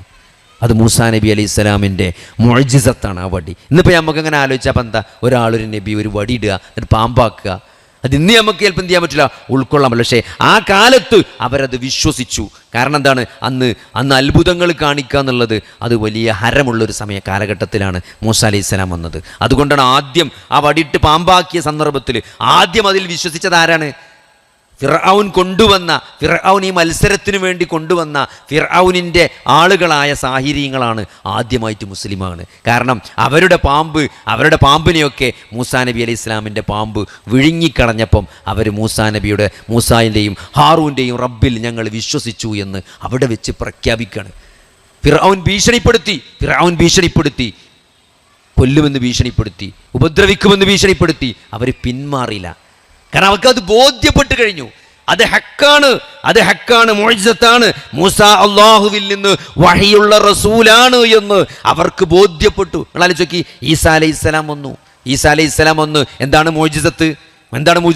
കുഷ്ഠരോഗിയെയും പാണ്ഡുരോഗിയെയും സുഖപ്പെടുത്തി. കുഷ്ഠം ചികിത്സിച്ചു, പാണ്ഡുരോഗം സുഖപ്പെടുത്തി, അന്ധന് കാഴ്ച ശക്തി നൽകി, മരിച്ച ആളെ ജീവിപ്പിച്ചു. അത്ഭുതങ്ങൾ കാണിക്കുകയാണ്. അള്ളാഹുവിൻ്റെ വഹിയുള്ള പ്രവാചകനാണ് എന്ന് ആ ജനങ്ങളെ ഈസാ അലൈഹിസ്സലാം ബോധ്യപ്പെടുത്തി. ഒരാൾക്കും സാധിക്കാത്ത കാര്യമാണ്. അന്ന് ജനങ്ങൾ കുഷ്ഠം ബാധിച്ച് ആളുകളൊക്കെ തൊട്ടാ കുഷ്ഠം പകരുമെന്നതുകൊണ്ട് ഈ കുഷ്ഠം ബാധിച്ച ആളുകളൊക്കെ വലിയ കിടങ്ങുകൾ കുത്തിയിട്ട് ആ കിടങ്ങുകളിൽ പാർപ്പിച്ചിട്ട് ഭക്ഷണവും വസ്ത്രമൊക്കെ എറിഞ്ഞു കൊടുക്കുന്നു. ആ കിടങ്ങുകളിലേക്ക് ഇറങ്ങിച്ചെന്നുകൊണ്ടാണ് ഈസാ അലൈഹിസ്സലാം എന്ത് ചെയ്തത്? അവരെ സുഖപ്പെടുത്തിയത്. അവരെ മുഴുവൻ ചികിത്സിച്ച് സുഖപ്പെടുത്തി. കാരണം ചികിത്സയില്ലാത്ത ഒരു രോഗത്തെ കഷ്ടപ്പെടുന്ന ആളുകളെ ചികിത്സിച്ചപ്പം ആളുകൾക്ക് അതൊരു പ്രവാചകനാണ് എന്ന് ബോധ്യപ്പെടുകയാണ്. അല്ലേ, കാഴ്ചയില്ലാത്ത ആളുകൾക്ക് മുഅ്ജിസത്തിലൂടെ കാഴ്ച നൽകി. ഞാനൊരു പ്രവാചകനാണ് എന്നവരെ ബോധ്യപ്പെടുത്തി. എന്തിനേറെ സഹോദരങ്ങളെ, ഇന്ന് പോലും മനുഷ്യന് സാധ്യമല്ലാത്ത കാര്യമാണ് മരിച്ച ആളെ ജീവിപ്പിക്കുന്നത്. അതുപോലും ഈസാ അലൈഹിസ്സലാം അവർക്ക് കാണിച്ചു കൊടുത്തത് എന്തിനാണ്? ഞാൻ അള്ളാഹുവിൻ്റെ വഹിയുള്ള പ്രവാചകനാണ് എന്ന് അവരെ ബോധ്യപ്പെടുത്താൻ വേണ്ടിയിട്ടാണ്. നമ്മൾ ചോദിച്ചു, ഏറ്റവും കൂടുതൽ കാലഘട്ടം പ്രവാചകനായതാരാണ്? മുഹമ്മദ് നബി സല്ലല്ലാഹു അലൈഹി വസല്ലമയാണ്. 1400 വർഷമായിട്ട് ഇന്നും ലോകാവസാനം വരെയുള്ള ജനങ്ങൾക്കുള്ള പ്രവാചകനാണ് മുഹമ്മദ് നബി സല്ലല്ലാഹു അലൈഹി വസല്ലമ. ആ മുഹമ്മദ് നബി സല്ലല്ലാഹു അലൈഹി വസല്ലമ ഒരു റസൂലാണ്, ഒരു നബിയാണ് എന്ന് ബോധ്യപ്പെടുത്താൻ അള്ളാഹു ഇറക്കിയ മുഅ്ജിസത്ത്, ഒട്ടേറെ 100-ൽ പരം മുഅ്ജിസത്ത് നബി സല്ലല്ലാഹു അലൈഹി വസല്ലമയുടെ ജീവിതകാലത്ത് സംഭവിച്ചിട്ടുണ്ട്. അല്ലേ, എന്നാൽ ആലോചിച്ച് നോക്കി, ലോകാവസാനം വരെയുള്ള ജനങ്ങൾക്ക് ബാക്കി വെച്ച അള്ളാഹുവിൻ്റെ റസൂലിൻ്റെ മുഅ്ജിസത്താണ് ഈ വിശുദ്ധ ഖുർആൻ, അള്ളാഹുവിൻ്റെ കലാമായ വിശുദ്ധ ഖുർആൻ. അലിഫ് ലാം മീം ദാലിക്കൽ കിതാബ് ലാ റൈബ ഫീഹി ഹുദൽ ലിൽ മുത്തഖീൻ. ഹുദല്ലിൽ മുത്തഖീൻ അലിഫ് ലാം മീം ദാലിക്കൽ കിതാബ്. അല്ലേ, ദാലിക്ക എന്ന് നമ്മൾ പറയും. ചില ആൾക്കാർ പരിഹസിച്ചുകൊണ്ട് ചോദിക്കലുണ്ട്, ദാലിക്കൽ കിതാബ് എന്ന് പറഞ്ഞാൽ അതാകുന്നു ഗ്രന്ഥം എന്നല്ലേ. അല്ലേ, ദാലിക്ക എന്ന് പറഞ്ഞാൽ അറബി അറിയുന്ന ആൾക്കാർക്കൊക്കെ അറിയാം. അത് എന്ന് പറയാം, ആദാ എന്നുള്ളതാണ് ഇത് എന്ന് പറഞ്ഞാൽ. ദാലിക്ക അത് എന്നാണ് കുട്ടികളൊക്കെ പഠിപ്പിച്ചത്. പക്ഷെ അർത്ഥം പറയുമ്പം ഇതാകുന്നു ഗ്രന്ഥം എന്നാണ് പറയല്. ഇതാകുന്നു ഗ്രന്ഥം, അതാകുന്നു ഗ്രന്ഥം എന്നല്ല. അത് നിങ്ങൾ അത് മാത്രം അത് എന്ന് പറയാത്തത്. ഇവിടെ എന്താ ഇത് എന്ന് പറയണത്? ദാലിക്ക ആദാ കിതാബ് എന്നല്ലേ പറഞ്ഞത്, ദാലിക്കൽ കിതാബ് എന്നാണ്. അത് ബഹുമാനപൂർവ്വം ഏതൊരു വസ്തുവേയും ഏതൊരു കാര്യത്തെയും ബഹുമാനിച്ചുകൊണ്ട് പറയുമ്പം അത് എന്നാ പറയാം. ഇപ്പോൾ സ്റ്റേജിൽ ഒരാൾ ഇരിക്കുന്നുണ്ടെങ്കിൽ നമ്മളെന്താ പറയുക? അദ്ദേഹം എന്നാ പറയാ. അദ്ദേഹത്തിന് വലിയ തിരക്കുണ്ട് എന്നാ പറയാം. അല്ല, ഇദ്ദേഹത്തിന് തിരക്കുണ്ടെന്ന് ആരും പറയില്ല. അതുകൊണ്ടാണ് അത് ബഹുമാനമുള്ള സാധനത്തെ നമ്മൾ അതാക്കിയിട്ടാണ് പറയാ. അതുകൊണ്ടാണ് ദാലിക്കൽ കിതാബ്, അതാകുന്നു ഗ്രന്ഥം, ലാ റൈബ ഫീഹി, അതിൽ യാതൊരു തരത്തിലുള്ള സംശയവുമില്ല. നോക്കി, അതിൻ്റെ ആശയത്തിൽ സംശയമില്ല. അല്ലേ, അതിൻ്റെ ഗ്രാമറിൽ സംശയമില്ല, അതിൻ്റെ പ്രായോഗികതയിൽ സംശയമില്ല. ഖുർആൻ പറഞ്ഞ ഏതെങ്കിലും ഒരു കാര്യം അത് പ്രായോഗികമല്ല, അത് ഇന്നത്തെ കാലത്ത് തെറ്റാണ് എന്ന് പറയാൻ ഒരാശയവും, അങ്ങനത്തെ ഒരാശയവും ഖുർആൻ പറഞ്ഞിട്ടില്ല. ഖുർആൻ എന്തൊക്കെ പറഞ്ഞിട്ടുണ്ടോ അത് ലോകാവസാനം വരെ കാലിക പ്രസക്തമായ കാര്യങ്ങളാണ്. നിങ്ങൾ ഏത് വിശുദ്ധ ഖുർആനിൻ്റെ ഹലാല് പറഞ്ഞ കാര്യങ്ങൾ, ഹറാമാക്കിയ കാര്യങ്ങൾ, വിശുദ്ധ ഖുർആനിൻ്റെ ഏത് നിയമങ്ങളും അത് കാലഹരണപ്പെട്ടതാണ്. അതൊന്നും ഇന്ന് ഈ നാട്ടിൽ പ്രായോഗികമല്ല എന്ന് പറയേണ്ട ഒരു കാര്യം വിശുദ്ധ ഖുർആനിലില്ല. അതുകൊണ്ട് അതിൻ്റെ ഭാഷയിലില്ല, അതിൻ്റെ ഗ്രാമറിലില്ല, അതിൻ്റെ ആശയത്തിലില്ല, അതിൻ്റെ പ്രായോഗികതയിലില്ല, അതിലൊന്നും സംശയമില്ലാത്ത ഗ്രന്ഥമാണ് വിശുദ്ധ ഖുർആൻ. ഹുദല്ലിൽ മുത്തഖീൻ, അത് മുത്തഖീങ്ങൾക്കുള്ള ഹുദയാണ്, മാർഗദർശനമാണ്, ഗൈഡൻസാണ്. അപ്പോൾ ആർക്കാണ് സഹോദരങ്ങളെ ഈ ഖുർആൻ മാർഗദർശനം നൽകുന്നത്? മുത്തഖീങ്ങൾക്കാണ്. ഇതനുസരിച്ച് ജീവിക്കണം എന്നാഗ്രഹിക്കുന്ന ആളുകൾ. എന്താ മുത്തഖീങ്ങൾ എന്ന് പറഞ്ഞാൽ? തെക്കുവയുള്ളവർ. തെക്കുവ എന്ന് പറഞ്ഞാൽ എന്താണ്? നമ്മൾ അള്ളാഹുവിനെ സൂക്ഷിക്കുക എന്ന് പറയും. നമ്മൾ അള്ളാഹുവിൻ്റെ വിധി വിലക്കുകളെ സൂക്ഷിക്കുന്ന ആളുകൾ. അല്ലേ, ഒരു ഗ്ലാസ് നമ്മളെ കയ്യിൽ നിന്ന് അങ്ങോട്ട് പൊട്ടിച്ചാടിയാൽ, അല്ലേ, നമ്മളിപ്പോൾ ചായ കുടിക്കുന്ന സമയത്ത് നല്ലൊരു കുപ്പി ഗ്ലാസ് നമ്മളെ കയ്യിൽ നിന്ന് പൊട്ടി നിലത്തേക്കാണ് വീണു വിചാരിച്ചാൽ, നമ്മളെ കാലിൻ്റെ ചോട്ടിലൊക്കെ ചെറിയ ചെറിയ ചീളിങ്ങനെ കിടക്കുകയാണ്. നമുക്ക് അവിടുന്ന് എണീക്കണമെങ്കിൽ തന്നെ എന്ത് വേണം? നമ്മൾ പെണ്ണുങ്ങളെ വിളിച്ചിട്ട് എന്ത് ചെയ്യും? അത് അവിടുന്ന് അടിച്ചേരിയിട്ട് നമ്മൾ കാലിനെ നിലത്തേക്ക് വെക്കുള്ളൂ. കാരണം എന്താ? നമുക്ക് പ്രമേഹമുണ്ട്, ചവിട്ടിയാൽ മുറിയാവും, ചിലപ്പോൾ മുറി ഉണങ്ങൂല. അപ്പോൾ അതുകൊണ്ട് അത്രയും ടെൻഷൻ ഉണ്ടായിട്ട് അത് വാരിയിട്ടേ നമ്മളോടൊന്ന് കാല് നിലത്തേക്ക് വെക്കുള്ളൂ. ഇനി അതല്ല, ഞങ്ങളുടെ ആരും ഇല്ല വിചാരിച്ചോളൂ, പെണ്ണുങ്ങളൊക്കെ പെരീക്ക് പോയി നമ്മൾ ഒറ്റക്കുള്ളൂ വിചാരിച്ചോളൂ. നമ്മളെങ്ങനെയാണ് ആ കസേരയിൽ നിന്ന് നീക്കുക? ആ കസേരൻ്റെ ചോട്ടിൽ കാല് വെക്കുന്നിടത്തൊക്കെ കുപ്പിച്ചില്ലിങ്ങനെ കിടക്കുമ്പം ആ കസേരയിൽ നിന്ന് നമ്മൾ എത്ര സൂക്ഷ്മതയോടെയാണ് നമ്മൾ എണീക്കുക. അതാണ് തഖ്വ. അതാണ് തഖ്വ. ഒരു കാര്യം സംസാരിക്കുമ്പോൾ, ഒരു കാര്യം ചെയ്യുമ്പോൾ ഇതെൻ്റെ റബ്ബിന് ഇഷ്ടപ്പെടുമോ? ഇത് അല്ലാഹു ഹലാലാക്കിയതാണോ? ഇത് അല്ലാഹു ഹറാമാക്കിയതാണോ? എൻ്റെ റബ്ബിന് പൊരുത്തമില്ലാത്തതാണോ എന്ന സൂക്ഷ്മത ഓരോ സെക്കൻഡും, ജീവിതത്തിൻ്റെ ഓരോ സെക്കൻഡും പുലർത്തിപ്പോരുന്ന വ്യക്തി ജീവിതത്തിൽ എത്ര സൂക്ഷ്മതയുണ്ടോ അതിനാണ് തഖ്വ എന്ന് പറയാം. ഹറാമ് സംഭവിക്കുമോ? എൻ്റെ റബ്ബിന് ഇഷ്ടപ്പെടൂലേ? അള്ളാൻ്റെ റസൂല് വിരോധിച്ചതാണോ? അള്ളാൻ്റെ റസൂൽ ഇഷ്ടപ്പെടാത്ത കാര്യമാണോ ഞാൻ ചെയ്യുന്നത് എന്ന് ഓരോ സെക്കൻഡും ഒരു കാര്യം പറയുമ്പോഴും പ്രവർത്തിക്കുമ്പോഴും ആ സൂക്ഷ്മതയോടെ പ്രവർത്തിക്കുകയും പറയുകയും ചെയ്യുന്ന ആ നിലപാടിനാണ് തഖ്വ എന്ന് പറയാം. അങ്ങനെ ജീവിതത്തിൽ തഖ്വ കൈകൊള്ളുന്ന ആളുകൾക്കുള്ള മാർഗദർശനമാണെന്ത്? ഈ ഖുർആൻ എന്നുള്ളത്. ഹുദൻ ലിൽ മുത്തഖീൻ, ഹുദൻ ലിൽ മുത്തഖീൻ. അതുകൊണ്ട് ആ വിശുദ്ധ ഖുർആൻ അത് അല്ലാഹു സുബ്ഹാനഹു വ തആല അന്ത്യപ്രവാചകനായ മുഹമ്മദ് നബി സല്ലല്ലാഹു അലൈഹി വസല്ലമക്ക് ആ ജീവിതത്തിൻ്റെ 23 വർഷത്തിൻ്റെ വ്യത്യസ്ത ഘട്ടങ്ങളിലും സന്ദർഭങ്ങളിലും അവതരിച്ച ആ ഗ്രന്ഥം ഇന്നും വള്ളി പുള്ളി മാറ്റമില്ലാതെ നമ്മുടെ മുമ്പിൽ ജീവസുറ്റതായി നിലനിൽക്കുകയാണ്. പക്ഷെ നമ്മൾ അതിനെങ്ങനെയാണ് സമീപിക്കുന്നത് എന്നാണ്. നമ്മളത് കേവലം ബറക്കത്തെടുക്കാൻ വേണ്ടി മാത്രമാണ്. അല്ലേ, ഖുർആൻ ഓതുന്ന ആളുകൾ പോലും അതിൽ നിന്ന് ഒരു തബറുക്കിനപ്പുറം, അത് ഓതുമ്പോൾ അതിന് കൂലി കിട്ടണം എന്നതിനപ്പുറം, അത് ഓതുമ്പോൾ കൂലി കിട്ടണം എന്നതിനപ്പുറം ഖുർആനെ കാണുന്നില്ല. സഹോദരങ്ങളെ, അങ്ങനെ ബറക്കത്തെടുക്കാൻ വേണ്ടി മാത്രം അവതരിപ്പിച്ചതല്ല വിശുദ്ധ ഖുർആൻ. അത് വിശ്വാസിയുടെ ജീവിതത്തിൻ്റെ പ്രമാണമാണ്. നമ്മളെങ്ങനെയാണ് ജീവിക്കേണ്ടത്, നമ്മൾ എന്തു നിലപാടാണ് ജീവിതത്തിൽ സ്വീകരിക്കേണ്ടത് എന്നതിനാണ് ഹുദൻ ലിന്നാസ്, ജനങ്ങൾക്കുള്ള മാർഗദർശനമായിട്ടാണ് അള്ളാഹു വിശുദ്ധ ഖുർആനിനെ അവതരിപ്പിച്ചിട്ടുള്ളത്. അപ്പോൾ ആ ഖുർആനിനോടുള്ള നമ്മുടെ സമീപനം എന്താണെന്നാണ്. അല്ലേ? എന്താണ്? അള്ളാഹുവിനെ ഓർക്കുന്നതിൽ, അള്ളാഹുവിനെ പറ്റി നമ്മൾ ഓർക്കുന്നത് ഖുർആൻ പാരായണം, അല്ലെ? ഖുർആൻ പാരായണത്തിലൂടെ അള്ളാഹുവിൻ്റെ കലാമാണ് നമ്മൾ എന്ത് ചെയ്യുന്നത്? ഓതുന്നത്. നമ്മൾ റബ്ബിനെയാണ് ഏറ്റവും കൂടുതൽ സ്നേഹിക്കുന്നത് എങ്കിൽ ആ റബ്ബിൻ്റെ വചനങ്ങൾ കേൾക്കാൻ നമുക്ക് എത്ര ഇഷ്ടമുണ്ടാവും. പക്ഷേ അത് മനസ്സിലാക്കുന്നില്ല എന്ന് പറയുമ്പോൾ നിങ്ങൾ ആലോചിച്ച് നോക്കി. ആ ഖുർആൻ നമ്മളോട് എന്താണ് പറയുന്നത് എന്ന് നമ്മൾ അറിയുന്നില്ല, നമ്മൾ മനസ്സിലാക്കുന്നില്ല. നമ്മളങ്ങനെ ഓതിയിട്ട് ഒരു ഖത്തം തീർക്കണം, അല്ലെങ്കിൽ 4 പേജ് ഓതണം എന്നതിനപ്പുറം അതിൻ്റെ ആശയങ്ങളിലേക്ക് നമ്മൾ വരുന്നില്ല എന്നുള്ളതാണ്. ഓരോ ആയത്തും കേൾക്കുകയും പഠിക്കുകയും മനസ്സിലാക്കുകയും അത് പ്രയോഗവൽക്കരിക്കുകയും ചെയ്യുമ്പോഴാണ് നമ്മൾ ആ ഖുർആനിനോട് നീതി പുലർത്തുന്നത് സഹോദരങ്ങളെ. അതുകൊണ്ട് ആ ഖുർആനിനെ അങ്ങനെ കാണാൻ നമുക്ക് സാധിക്കേണ്ടതുണ്ട്. അതേപോലെ തന്നെ അള്ളാഹുവിനെ ആരാധിക്കുന്ന വിഷയത്തിൽ, അല്ലേ? ഈ ആരാധനകളെല്ലാം ഇപ്പോൾ ഞാൻ നേരത്തെ പറഞ്ഞു, റസൂലുള്ളാഹി സ്വല്ലല്ലാഹു അലൈഹി വസല്ലമ അവരെ കൃത്യമായിട്ട് ആ ഉലൂഹിയത്ത് അവരെ കൃത്യമായിട്ട് പഠിപ്പിച്ചു, അല്ലേ? റബ്ബ് അള്ളാഹുവാണ് എന്ന് വിശുദ്ധ ഖുർആൻ്റെ ഒട്ടേറെ ആയത്തുകളിൽ ആകാശഭൂമികൾ സൃഷ്ടിച്ചതാരാണ്, ഭൂമി സൃഷ്ടിച്ചതാരാണ്, മരിപ്പിക്കുന്നതാരാണ്, അല്ലേ? ഒരു കപ്പലിൽ അകപ്പെട്ടാൽ ഒരു കാറ്റിൽ സമുദ്രത്തിൽ ആ കപ്പലിൽ അകപ്പെട്ടാൽ ആരാണ് നിങ്ങളെ രക്ഷിക്കുകയും ചോദിച്ചപ്പം അവർ പറഞ്ഞത് അള്ളാഹുവാണെന്നാണ്. അള്ളാഹുവാണ്. അപ്പോൾ ഏത് അസന്നിഗ്ധ ഘട്ടങ്ങളിലും അവരെ രക്ഷിക്കാൻ കഴിയുന്നത് അള്ളാഹുവിന് മാത്രമാണ് എന്ന് അവർ പ്രഖ്യാപിച്ചിരുന്നു. എന്നാൽ എന്താണ് പ്രശ്നം? ആരാധനയുടെ വിഷയം വരുമ്പോൾ അവർ അള്ളാഹു അല്ലാത്ത ആളുകളിലേക്ക് എന്ത് ചെയ്യുന്നു? അള്ളാഹുവിലേക്ക് അടുപ്പിക്കാൻ വേണ്ടി എന്ന ന്യായം പറഞ്ഞുകൊണ്ട് ഇല്ലാലി യുഖരിബുൻ, അത് നമ്മൾ പറയുന്നതല്ല, വിശുദ്ധ ഖുർആൻ സൂറത്തു സുമറിൽ പറയാണ്, അല്ലേ? വിശുദ്ധ ഖുർആൻ ആയത്തുകളിലൂടെ നമുക്ക് പറഞ്ഞു തരാണ് അവരുടെ വാദങ്ങൾ എന്താണ്? ഇല്ലാലി യുഖരിബൂന ഇലല്ലാഹി സുൽഫ, അള്ളാഹുവിലേക്ക് അടുപ്പിക്കാൻ വേണ്ടി മാത്രമാണ് ഞങ്ങൾ ഇവരോട് പ്രാർത്ഥിക്കുന്നത്, ഇവരെ ആരാധിക്കുന്നതാണ്. അതുകൊണ്ട് സഹോദരങ്ങളെ, ആ അള്ളാഹുവിലേക്ക് അടുപ്പിക്കാൻ വേണ്ടി അള്ളാഹു എന്ത് ചെയ്തിട്ടില്ല? ആരെയും ആരാധിക്കാൻ വേണ്ടി കൽപ്പിച്ചിട്ടില്ല എന്നുള്ളതാണ്. നമ്മൾ അള്ളാഹുവിനോട് പ്രാർത്ഥിക്കണം, അള്ളാഹുവിൽ തവക്കുൽ ചെയ്യണം. വിശുദ്ധ ഖുർആനിൻ്റെ മുഴുവൻ ചരിത്രങ്ങളും സംഭവങ്ങളും എല്ലാം നമ്മളെ പഠിപ്പിക്കുന്നതാണ്. ഇപ്പോൾ ഗുഹാവാസികളുടെ ചരിത്രം, അല്ലേ? ഒരു കൂട്ടം ചെറുപ്പക്കാർ ഒരു ഗുഹയിൽ അകപ്പെടുകയാണ്. എന്താണ്? അവരെന്തിനാണ് ഗുഹയിൽ അഭയം തേടിയത്? അവർ അള്ളാഹുവിനെ മാത്രം ആരാധിക്കണം എന്ന് പ്രഖ്യാപിച്ചപ്പോൾ അവരെ ഷിർക്ക് ചെയ്യാൻ ഭരണാധികാരി നിർബന്ധിച്ചപ്പം അവരെന്ത് ചെയ്തു? അവരാ നാട് വിട്ടുപോയി ഒരു ഗുഹയിൽ അഭയം പ്രാപിച്ചു. 309 വർഷം അവരതിൽ ഉറങ്ങിയെന്നാണ്. നിങ്ങൾ ആലോചിച്ച് നോക്കി. ആ ഉറങ്ങിയ ആ ഗുഹയിൽ അഭയം പ്രാപിച്ച ഏതാനും യുവാക്കളെ അള്ളാഹു അതിൽ നിന്ന് രക്ഷപ്പെടുത്തിക്കൊണ്ടുവന്നാണ്. ആ ഉറക്കുന്നവരെണീറ്റ ചരിത്രമാണ് സൂറത്തുൽ കഹ്ഫിലൂടെ അള്ളാഹു നമ്മളെ പഠിപ്പിക്കുന്നത്. എന്തിനാണ് ഇതെല്ലാ വെള്ളിയാഴ്ചയും നമ്മൾ ഓതിക്കൊണ്ടിരിക്കുന്നത്? എന്തിനാണ്?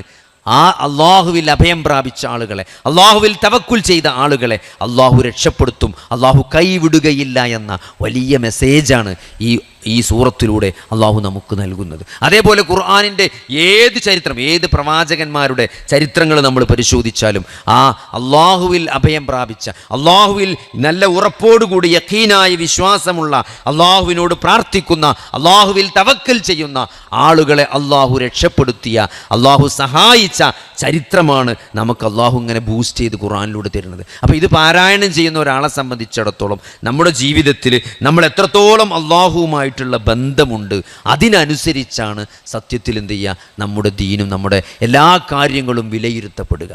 അപ്പോൾ അതുകൊണ്ട് നമുക്ക് നല്ലൊരു കണക്ഷൻ അള്ളാഹുവുമായി ജീവിതത്തിൽ ഉണ്ടാക്കാനാണ് അള്ളാഹു സുബ്ഹാനഹു വ തആല ഈ ദീനിലെ എല്ലാ കാര്യങ്ങളും നിശ്ചയിച്ചിട്ടുള്ളത്. ഇപ്പോൾ നമസ്കാരമാകട്ടെ, നോമ്പാകട്ടെ, ദിക്റാകട്ടെ, ദുആ, ഖുർആൻ, ഇതെല്ലാം എന്താണ്? ഇതൊക്കെ നിരന്തരമായി അള്ളാഹുവുമായിട്ടുള്ളൊരു ബന്ധമാണ്. ആ ബന്ധം ഇപ്പോൾ നമ്മളിങ്ങോട്ട് വന്നപ്പോൾ മഗ്‌രിബ് നമസ്കരിച്ചു, അല്ലേ? മഗ്‌രിബ് നമസ്കാരം കഴിഞ്ഞിട്ടാണ് നമ്മളിങ്ങോട്ട് വന്നത്. ആ മഗ്‌രിബ് നമസ്കരിക്കുക എന്നത് എന്താണ്? അള്ളാഹുവുമായിട്ടുള്ള ഒരു സംഭാഷണമാണ്. കുറഞ്ഞ സമയത്ത് നമ്മൾ 3 ഫാത്തിഹ ഓതി. ആ ഫാത്തിഹയിലൂടെ നമ്മൾ അള്ളാഹുവുമായി സംസാരിച്ചു. അതിനുശേഷം നമ്മൾ പ്രാർത്ഥിച്ചു, അല്ലേ? അതിനുശേഷം നമ്മൾ പള്ളിയിൽ നിന്ന് ഇറങ്ങി ഇവിടെ വന്നു. ഇതൊക്കെ എന്താണ്? ഇതൊക്കെ അള്ളാഹുവുമായിട്ടുള്ള നിരന്തരമായ ബന്ധമാണ്. അറിഞ്ഞോ അറിയാതെയോ പലപ്പോഴും നമ്മളിങ്ങനെ യാന്ത്രികമായി പോവുകയാണ്. നമ്മളൊരു പ്രശ്നം എന്താ വെച്ചാൽ, നമ്മളിപ്പോൾ ഉച്ചയായ ബാങ്ക് കൊടുത്താൽ ചോറ് കഴിച്ചണം, അല്ലേ? അസ്രസ്കാരം കഴിഞ്ഞാൽ നമുക്കൊരു ചായ ഇട്ടണം, അതത്രേ ഉള്ളൂ. അതേമാതിരി നമുക്ക് ളുഹ്ർ നമുക്ക് ചോറ് കഴിച്ചണം. അതിപ്പോൾ എത്ര നമ്മൾ എന്തൊക്കെ പ്രസംഗിച്ചിട്ടും കാര്യമില്ല, അത് കുറച്ച് ചോറ് തിന്നാലേ ശരിയാവുള്ളൂ.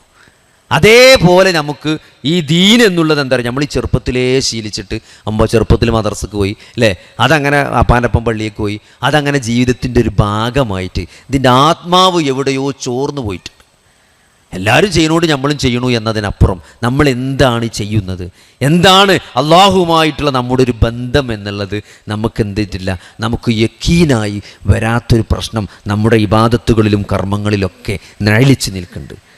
അപ്പോൾ അത് മാറ്റിയെടുക്കാൻ ആദ്യമായിട്ട് വേണ്ടത് ഈ അള്ളാഹുവിനെ കുറിച്ചുള്ള ശരിയായ ഒരു അറിവാണ്. അത് ഖുർആനിലൂടെയും ഹദീസിലൂടെയും ഈ വഹിയാകുന്ന ആകാശലോകത്ത് നിന്ന് അള്ളാഹു താഴേക്ക് ഇറക്കിയ അള്ളാഹുവിൻ്റെ വഹി. നിങ്ങൾ ആലോചിച്ച് ആയിഷ റളിയല്ലാഹു അൻഹ ആ നബി സല്ലല്ലാഹു അലൈഹി വസല്ലമ വഫാത്താകുന്ന സന്ദർഭത്തിൽ കരയുന്നുണ്ട് അല്ലേ, കരയുന്നുണ്ട്. നബി സല്ലല്ലാഹു അലൈഹി വസല്ലമയുടെ ഭാര്യയാണ് നമ്മുടെ ഉമ്മയായ ആയിഷ റളിയല്ലാഹു അൻഹ.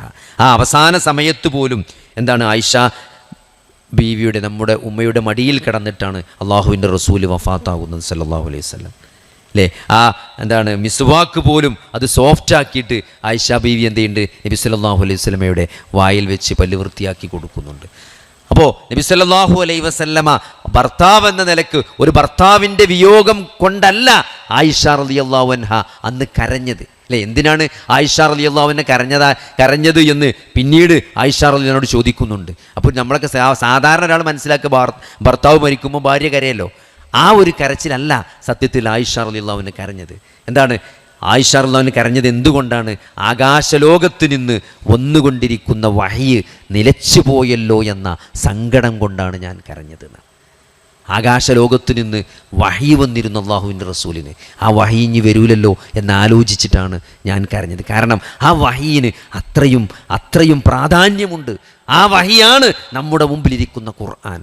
ആ വഹീന് പലപ്പോഴും സാക്ഷിയായതാണ് നമ്മുടെ ഉമ്മയായ ആയിഷ റളിയല്ലാഹു അൻഹ. ആലോചിക്കുക, ഖദ് സമിഅ അല്ലാഹു ഖൗലല്ലദീ തുജാദിലുക ഫീ സൗജിഹാ എന്ന നമ്മൾ ഓതുന്ന ഖദ് സമിഅ സൂറ ഖദ് സമിഅ ജുസ്ഇൻ്റെ ആ സൂറത്താണ് ഖദ് സമിഅ അല്ലാഹു ഖൗലല്ലദീ തുജാദിലുക ഫീ സൗജിഹാ എന്ന സൂറത്ത്.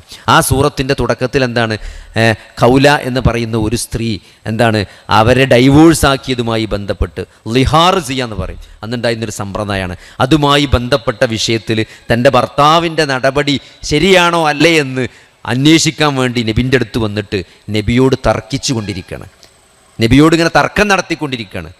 അപ്പോൾ ആയിഷ റളിയല്ലാഹു അൻഹ ഒരു കർട്ടൻ്റെ പിറകിൽ ഇതിൻ്റെ ബാക്കിൽ നിൽക്കുന്നുണ്ട്. ഈ തർക്കം കേൾക്കുന്നുണ്ട്, പക്ഷേ ആരാണ് വന്നത് എന്നോ എന്താണ് പറയുന്നത് എന്നോ വ്യക്തമല്ല. കാരണം കുറച്ച് ബാക്കിലാണ്. ഒരു സ്ത്രീ അവിടെ വന്നിട്ടുണ്ട്, അത് നബിനോട് തർക്കിക്കാണ്, ഒച്ച ഇങ്ങനെ കൂടും കുറയൊക്കെ ചെയ്യുന്നുണ്ട്. അപ്പോൾ അതുകൊണ്ട് തർക്കാണ് നടത്തുന്നത്, എന്തോ തർക്കിക്കാണ് എന്ന് മാത്രമാണ് ആയിഷ റളിയല്ലാഹു അൻഹ മനസ്സിലായത്. ആരാണെന്നോ എന്താണെന്നോ മനസ്സിലായിട്ടില്ല. ഒരു സ്ത്രീ വന്ന് തർക്കിക്കണമെന്ന് മാത്രം മനസ്സിലായത്. നിങ്ങൾ ആലോചിച്ച് നോക്കി, കുറച്ച് കഴിഞ്ഞപ്പം ആകാശലോകത്ത് നിന്ന് വഹി ഇറങ്ങാണ്. ഖദ് സമിഅ അല്ലാഹു ഖൗലല്ലതീ തുജാദിലുക ഫീ സൗജിഹാ. എന്താണ്? തൻ്റെ ഭർത്താവിൻ്റെ വിഷയത്തിൽ താങ്കളോട് തർക്കിക്കുന്ന ആ സ്ത്രീയുടെ വാക്ക് അള്ളാഹു കേട്ടിരിക്കുന്നു. ആര് കേട്ടിരിക്കുന്നു? കർട്ടൻ്റെ പിറകിൽ നിന്ന് ആയിഷ ബീവി വ്യക്തമായി കേൾക്കാത്ത കാര്യം ഏഴാകാശത്തിൻ്റെ മുകളിൽ നിന്ന് അള്ളാഹു കേട്ട് വഹിയിറക്കിയത്. അപ്പം എത്ര അത്ഭുതമുണ്ട്, എത്ര അത്ഭുതമായിരിക്കും ആയിഷ ബീവിക്ക് സംഭവിച്ചത്. നമ്മളിവിടെ നിന്നിട്ട് അവിടെ നടക്കുന്ന കാര്യം നമ്മൾ ക്ലിയറായിട്ട് കേൾക്കണില്ല, പക്ഷേ ആ കാര്യം ആകാശത്തിൻ്റെ മുകളിൽ നിന്ന് അള്ളാഹു കേട്ടിട്ട് അപ്പം തന്നെ സൂറത്തിറക്കി എന്ന് പറയുമ്പം അതാണ് വഹി എന്ന് പറഞ്ഞാൽ. അതാണ് വഹി. ആ വഹി ആസ്വദിച്ചവരും അനുഭവിച്ചവരുമാണ് നമ്മുടെ ഉമ്മയായ ആയിഷ റളിയല്ലാഹു അൻഹ. അതുകൊണ്ട് ആ വഹി നിലച്ചപ്പോഴാണ് ആയിഷ റളിയല്ലാഹു അൻഹ കരഞ്ഞത്. ഞാൻ ഈ വഹിയിൻ്റെ പ്രത്യേകത പറഞ്ഞു. ആ വഹി നിലച്ചത് കൊണ്ടാണ് നബി സല്ലല്ലാഹു അലൈഹി വസല്ലം വഫാത്തായി പോയപ്പം ആ വഹി കൂടി നിന്നല്ലോ എന്ന സങ്കടം കൊണ്ടാണ് ആയിഷ റളിയല്ലാഹു അൻഹ കരഞ്ഞത് അല്ലേ. അവിടെ ആ സമയത്ത് മറ്റൊരാളും കൂടി കരയുണ്ട്. ആരാണ്? ഫാത്തിമ റളിയല്ലാഹു അൻഹ. ഫാത്തിമ റളിയല്ലാഹു അൻഹ നബിനെ കാണാൻ വേണ്ടി വരാൻ. നബി കുറച്ച് ദിവസമായി അസുഖമായി കിടപ്പിലാണ്. അങ്ങനെ മകൾ വരുന്ന സന്ദർഭത്തിൽ മകളുടെ ചെവിയിൽ അള്ളാഹുവിൻ്റെ റസൂൽ എന്തോ പറയുന്നുണ്ട്. അപ്പോൾ ഫാത്തിമ റളിയല്ലാഹു അൻഹ കരയുന്നുണ്ട് അല്ലേ. കുറച്ച് കഴിഞ്ഞപ്പോൾ വീണ്ടും എന്തോ പറഞ്ഞു. അപ്പോൾ ഫാത്തിമ റളിയല്ലാഹു അൻഹ ചിരിച്ചു എന്ന്. അങ്ങനെ പിന്നീട് ഫാത്തിമ റളിയല്ലാഹു അൻഹയോട് ചോദിക്കുന്നുണ്ട്, എന്താണ് റസൂൽ സല്ലല്ലാഹു അലൈഹി വസല്ലമ ആദ്യം എന്തോ പറഞ്ഞപ്പോൾ നിങ്ങൾ കരഞ്ഞല്ലോ അല്ലേ, പിന്നെന്തോ പറഞ്ഞപ്പോൾ നിങ്ങൾ ചിരിച്ചല്ലോ, എന്ത് പറഞ്ഞപ്പോഴാണ് നിങ്ങൾ കരഞ്ഞത് എന്ന് ചോദിച്ചപ്പം ഫാത്തിമ റളിയല്ലാഹു അൻഹ പറയാണ്, ഞാൻ കരഞ്ഞത് എന്ത് പറഞ്ഞപ്പോഴാണ്? ഞാൻ ഞാൻ അള്ളാഹുവിലേക്ക് യാത്രയാകാൻ പോവുകയാണ്, ഞാൻ മരിക്കാൻ, എൻ്റെ ഉപ്പ മരിക്കാൻ പോവുകയാണ് എന്ന് പറഞ്ഞപ്പോഴാണ് ഞാൻ കരഞ്ഞത് എന്നാണ്. പിന്നെ എന്ത് പറഞ്ഞപ്പോഴാണ് നിങ്ങൾ ചിരിച്ചത് എന്നാണ് ചോദിക്കുന്നത്? അതോ നബി കുടുംബത്തിൽ നിന്ന് മകളെ, നബി കുടുംബത്തിൽ നിന്ന് ആദ്യമായി എന്നിലേക്ക് വന്ന് ചേരുക നീയായിരിക്കും എന്ന് പറഞ്ഞപ്പോഴാണ് ഞാൻ ചിരിച്ചതെന്ന്. നിങ്ങൾ ആലോചിച്ച് നോക്കി, നബി മരിച്ചിട്ട് ആദ്യം മരിക്കാരായിരിക്കും? ഫാത്തിമ റളിയല്ലാഹു അൻഹ ആയിരിക്കും എന്ന് നബി ഫാത്തിമയുടെ ചുവട്ടിൽ പറഞ്ഞപ്പോഴാണ് ആര് ചിരിച്ചത്? സഹോദരങ്ങളെ, നമുക്കങ്ങനെ ചിരിക്കാൻ പറ്റുമോ? വേങ്ങര ഊരകം കുന്നത്തുനിന്ന് ആദ്യം പടച്ചോൻ്റെ അടുത്തേക്ക് നിങ്ങളാണെന്ന് നിങ്ങളോട് പറഞ്ഞാൽ നിങ്ങൾക്ക് ചിരി വരുമോ? നിങ്ങൾക്ക് ചിരി വരുമോ? നമ്മളാണ് ഈ പഞ്ചായത്തിൽ നിന്ന് ഞാൻ ആദ്യമായിട്ട് മരിക്കുക എന്ന് പറയുമ്പോൾ സഹോദരങ്ങളെ, ആ വാക്ക് കേൾക്കുമ്പോൾ അത് ഉൾക്കൊള്ളാനുള്ള വിശാലത നമുക്കുണ്ടോ? അപ്പോൾ നമുക്ക് ചിരി വരുമോ അതോ ദുഃഖം വരുമോ? നമ്മൾ കരയോ? സഹോദരങ്ങളെ, എന്തുകൊണ്ടാണ് ഫാത്തിമ റളിയല്ലാഹു അൻഹക്ക് ചിരിക്കാൻ സാധിച്ചത്? ഈ മരണത്തിന് ശേഷമാണ് യഥാർത്ഥ ജീവിതം ആരംഭിക്കുന്നത് എന്ന് പറയുമ്പോൾ അത് ഉൾക്കൊള്ളുകയും അത് വിശ്വസിക്കുകയും അതനുസരിച്ച് ജീവിക്കുകയും ചെയ്ത ഒരാളെ സംബന്ധിച്ചിടത്തോളം അത് വലിയ പ്രതീക്ഷ തന്നെയാണ്. എന്നായാലും ഇവിടെ നിന്ന് പോകേണ്ടി വരും. ഒരു ദിവസം ഇവിടെ എത്രയായാലും നമ്മൾ അധികകാലം ജീവിക്കാൻ പറ്റൂല. ഇവിടുന്ന് ഒരു ദിവസം നമ്മൾ യാത്രയായി പോകും. നമ്മുടെ യഥാർത്ഥ ജീവിതം ആരംഭിക്കുന്നത് മരണത്തിന് ശേഷമാണ് എന്ന് വിശ്വസിക്കുകയും അതിനു വേണ്ടി പ്രവർത്തിക്കുകയും അതിനനുസരിച്ച് ജീവിതത്തെ ക്രമപ്പെടുത്തുകയും ചെയ്ത ഒരാളെ സംബന്ധിച്ചിടത്തോളം അയാൾ മരണത്തെ കാണുന്നത് അങ്ങനെ ആയിരിക്കും, അല്ലേ? ഒരു സ്റ്റേജ് കഴിഞ്ഞ് അടുത്ത സ്റ്റേജിലേക്ക് പോവുക. മരണത്തെപ്പറ്റി ഒരാൾ അദ്ദേഹത്തിൻ്റെ പിതാവിനെ പറ്റി പറഞ്ഞത് ഇപ്പോഴും ഞാൻ ഓർക്കാണ്. മൂപ്പര് വാപ്പ ഭയങ്കര ദഅ്വാ മേഖലയിൽ വളരെ സജീവമായ വ്യക്തിയായിരുന്നു. അപ്പോൾ അദ്ദേഹം വാപ്പ മകനെ വിളിച്ചിട്ട് എന്താ പറഞ്ഞറിയോ? വാപ്പ രോഗിയായിട്ട് ഇങ്ങനെ കിടക്കുകയാണ്, നല്ല വലിയ വീടൊക്കെയാണ്. അപ്പോൾ വാപ്പ മകനെ വിളിച്ചിട്ട് പറഞ്ഞു, മോനെ, ഞാൻ ഏകദേശം മരിക്കാനായി, അതുകൊണ്ട് എല്ലാവരും വരും, ഞാൻ മരിച്ചാലേ കുറേ ആൾക്കാരുണ്ട് പരിചയം, ഒരൊക്കെപ്പെടെ വരും. അപ്പോൾ ഈ പെരയും കൂടിയൊക്കെ ഒന്ന് പെയിൻ്റ് അടിച്ചളാറ്, അല്ലേ? കല്യാണത്തിനൊക്കെയാണ് നമ്മൾ സാധാരണ പെയിൻ്റ് അടിച്ചാൽ. മരിച്ചാനായി കിടക്കണ വാപ്പ പറയണേ, ഞാൻ മരിച്ചാനായിക്കണ്, എല്ലാവരും മയ്യത്ത് സ്കരിച്ചാൽ എന്നൊക്കെ മയ്യത്ത് കാണാനൊക്കെ വരുമ്പം ഇതിങ്ങനെ മോശമായി നിൽക്കണ്ട, നല്ല പെയിൻ്റ് അടിച്ച് ഉസാറാക്കിക്കളാം. സഹോദരങ്ങൾ, അതൊരു നിലപാടാണ്, അതൊരു ആറ്റിറ്റ്യൂഡാണ്. അത് കിട്ടണമെങ്കിൽ എന്ത് വേണം? നമ്മൾ ജീവിതത്തിൽ നമുക്കൊരു ലക്ഷ്യമുണ്ട്. ഈ ജീവിതം എന്തിനാണ്? ഈ ജീവിതത്തിന് ശേഷം ഒരു മരണമുണ്ട്. ആ മരണത്തോടുകൂടി തുടങ്ങുന്നതാണ് യഥാർത്ഥ ജീവിതം.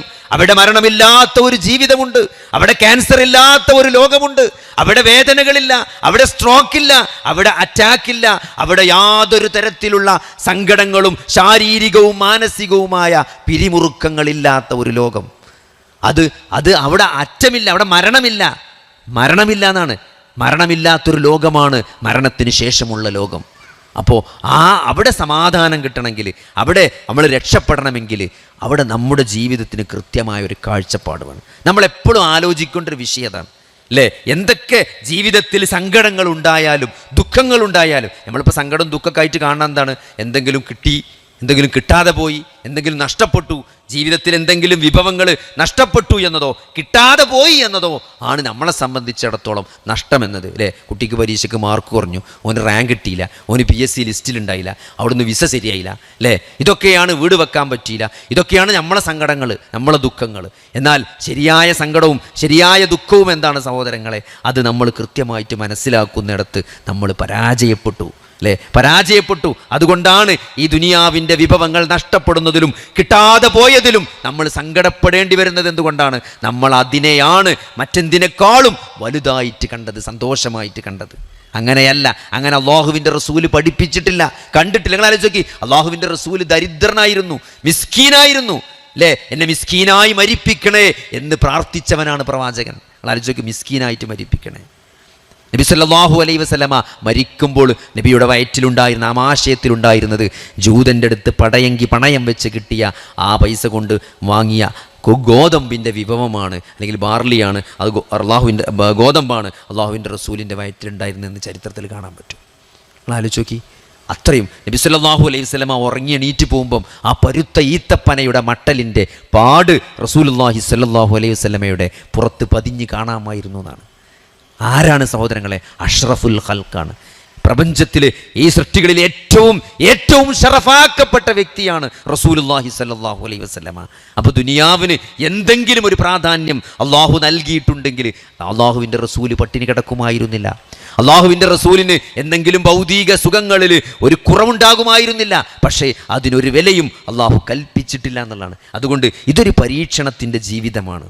ഈ ജീവിതം അവസാനിക്കും അല്ലേ. ചില ആളുകളൊക്കെ അസുഖമായിട്ട് കിടക്കുമ്പോഴും അവർക്ക് വലിയ പ്രതീക്ഷ ഉണ്ട്. കാരണം എന്താ, ഈ മരണത്തിന് ശേഷം ഇനി വാപ്പാക്ക് അസുഖമില്ലല്ലോ അല്ലേ, മരിച്ചാൽ കഴിഞ്ഞു, മരണത്തോടുകൂടി അവസാനിക്കുന്നതാണ് ക്യാൻസറിൻ്റെ വേദന എന്നാണ്. ബാക്കി നമ്മൾ ജീവിതത്തിൽ ഇപ്പോൾ ഈ സങ്കടം വരുമ്പോൾ സിനിമക്ക് പോണവരും സങ്കടം തീർക്കാൻ വേണ്ടി ഈ എൻ്റർടൈൻമെൻറ്റുകൾ കാണുന്ന ആളുകൾ, അല്ലെങ്കിൽ അത് ആസ്വദിക്കുന്ന ആളുകൾ, ഒരു ടെൻഷൻ മാറാൻ വേണ്ടിയിട്ട് അല്ലേ. ഇപ്പോൾ സാധാരണ ടെൻഷൻ മാറാൻ പലതരത്തിലുള്ള എൻ്റർടൈൻമെൻറ്റുകൾ ഇന്ന് നമ്മുടെ മുമ്പിലുണ്ട്. നമ്മുടെ വീട് ഓൺലൈനായിട്ടും ഓഫ്ലൈനായിട്ടൊക്കെ ജനങ്ങളെങ്ങനെ എൻ്റർടൈൻ ചെയ്യുക എന്നുള്ളതാണ്, അവരെ സന്തോഷിപ്പിക്കുക. നിങ്ങളാ ചോദിക്കി എന്ത് സ്ഥായിയായ സന്തോഷമാണ് ഇത്തരം എൻ്റർടൈൻമെൻറ്റുകൾക്ക് നമുക്ക് നൽകാൻ സാധിക്കില്ല. ഇപ്പോൾ ഒരു സിനിമ കണ്ടാൽ 3 മണിക്കൂറാണ് പോയി കിട്ടും. ആ കാണുമ്പോൾ ചിലപ്പോൾ ഒരു ത്രില്ലുണ്ടാവും. അത് കഴിഞ്ഞാൽ വീണ്ടും നമ്മളെ പഴയ ലോകത്തും പഴയ ചിന്തയിലേക്ക് തന്നെ പിന്നെയും വരിക. ഇതൊന്നും ജീവിതത്തിൽ നിന്ന് മാറ്റി നിർത്താൻ പറ്റില്ല. അതുകൊണ്ട് സഹോദരങ്ങളെ, കാര്യങ്ങളെ കൃത്യമായിട്ട് മനസ്സിലാക്കിയിട്ട് ഇതൊരു പരീക്ഷണത്തിൻ്റെ ജീവിതമാണ്. ഇത് പരീക്ഷിക്കാൻ എന്താണ്, ഇവിടെ നന്മയും തിന്മയും നൽകി സുഖവും ദുഃഖവും നൽകി അള്ളാഹു മനുഷ്യനെ പരീക്ഷിക്കും. ഈ ഒരു പരീക്ഷണത്തിൽ നമ്മൾ എന്ത് നിലപാട് സ്വീകരിക്കുന്നു എന്നതാണ് അല്ലേ. ഒരു പരീക്ഷണം വരുന്നതിൽ നമുക്ക് പ്രത്യേകിച്ച് റോളില്ല, അത് അള്ളാഹു തരുന്നതാണ്. പക്ഷേ നമുക്ക് റോളുള്ള വിഷയം എന്താണ്, നമ്മൾ എങ്ങനെ പ്രതികരിക്കുന്നു എന്നതാണ് അല്ലേ. ഇപ്പോൾ ഒരു ക്യാൻസർ വന്നു, നമുക്ക് എന്ത് ചെയ്യുക, നമുക്ക് ആകെ സങ്കടപ്പെട്ട് സങ്കടവും ദുഃഖമായിട്ട് ഭക്ഷണം കഴിക്കാതെ ഉറങ്ങാതെ പ്രയാസപ്പെട്ട് എന്താ പടച്ചോനോട് ഇങ്ങനെ കാട്ടി എന്നിട്ട് നിസ്കാരം നോമ്പൊക്കെ ഒഴിവാക്കി നിൽക്കാൻ പറ്റും. പക്ഷേ അത് ആ പരീക്ഷണത്തിലുള്ള പരാജയമാണ്. നേരെ മറിച്ച് എന്താണ്, ഇന്നല്ലെങ്കിൽ നാളെ എന്തായാലും ഞാൻ മരിച്ചു പോകും, നേരത്തെ ആയി എന്നത് അത് ഒരു നഷ്ടമാണ് എന്നുള്ളത് എൻ്റെ ഒരു തോന്നലാണ്. ആത്യന്തികമായി അതെനിക്കൊരു ഹൈറാണ്. കാരണം എന്താണ്, അസുഖം വരിക എന്നത് പാപങ്ങൾ പൊറുക്കപ്പെടുന്ന കാര്യമാണ്. ഓരോ വേദന സഹിക്കുമ്പോഴും അതിന് അള്ളാഹു പാപങ്ങൾ പൊറുക്കും, ദറജകൾ ഉയർത്തും. ക്യാൻസറാണോ, എന്താണ്, ഷഹീദിൻ്റെ കൂലി ഉണ്ടാവും അല്ലേ. ചില അസുഖങ്ങൾക്ക് ഷഹീദിൻ്റെ കൂലിയുണ്ട്. അപ്പോൾ എനിക്ക് അള്ളാഹു എന്നെ അനുഗ്രഹിച്ചിരിക്കുകയാണ്. അപ്പോൾ അള്ളാഹുവിന് എന്നോടുള്ള സ്നേഹമാണ്, അള്ളാഹു എന്നെ ഇഷ്ടപ്പെടുന്നത് കൊണ്ടാണ് എനിക്കിത് നൽകിയത്. കാരണം ഏറ്റവും കൂടുതൽ പരീക്ഷണങ്ങൾക്ക് വിധേയരായവർ അമ്പിയാക്കന്മാരാണ്. നിങ്ങളെ ചരിത്രം പരിശോധിച്ചാൽ ഏറ്റവും കടുത്ത പരീക്ഷണങ്ങൾ ഏറ്റുവാങ്ങിയവർ പ്രവാചകന്മാരാണ്. അള്ളാഹ്ക്ക് സ്നേഹമുള്ളവരെയാണ് അള്ളാഹു കൂടുതൽ പരീക്ഷിക്കുക. അപ്പോൾ ഒരു പരീക്ഷണം വരുമ്പം പോസിറ്റീവായിട്ട് കാണണം, അള്ളാഹുവിലേക്ക് അടുക്കണം. പ്രാർത്ഥനകളിലൂടെ, ഖുർആൻ പാരായണം ചെയ്യലിലൂടെ, ക്ഷമിക്കുന്നതിലൂടെ നമ്മൾ അള്ളാഹുവിലേക്ക് കൂടുതൽ അടുക്കണം അല്ലേ. അപ്പോൾ ഒന്നുകൂടി ശ്രദ്ധിച്ച് ഇടപാടുകളൊക്കെ ഒന്നുകൂടി സുതാര്യമാക്കി, കടക്കുണ്ടെങ്കിൽ അതൊക്കെ വേം തീർപ്പാക്കിക്കൊണ്ട് ആരെങ്കിലും ദേഷ്യപ്പെട്ടിരിക്കുക അല്ലെങ്കിൽ തെറ്റിപ്പിരിഞ്ഞിരിക്കുകയോ ചെയ്യണമെങ്കിൽ അതൊക്കെ ഒന്ന് പറഞ്ഞ് സുൽഹാക്കി അള്ളാഹുവിലേക്ക് മടങ്ങാനുള്ള സമയമായി എന്ന് ഗുരു നേരത്തെ ഒരു ഓർമ്മപ്പെടുത്തലുണ്ട്. തയ്യാറെടുപ്പിനുള്ള സമയം എനിക്കെൻ്റെ റബ്ബ് നൽകിയതാണ് എന്ന് അറിഞ്ഞുകൊണ്ട് അതിനെ പോസിറ്റീവായിട്ട് കാണാൻ ആർക്ക് സാധിക്കുന്നുവോ അവരാണ് ജയിച്ച ആളുകൾ. അവരാണ് ഒരു പരീക്ഷണം അത് നന്മയാണോ തിന്മയാണോ എന്ന് ആത്യന്തികമായി തീരുമാനിക്കപ്പെടാറോ. നമ്മൾ എങ്ങനെയാണ് ആ പരീക്ഷണത്തെ നോക്കിക്കാണുന്നത്?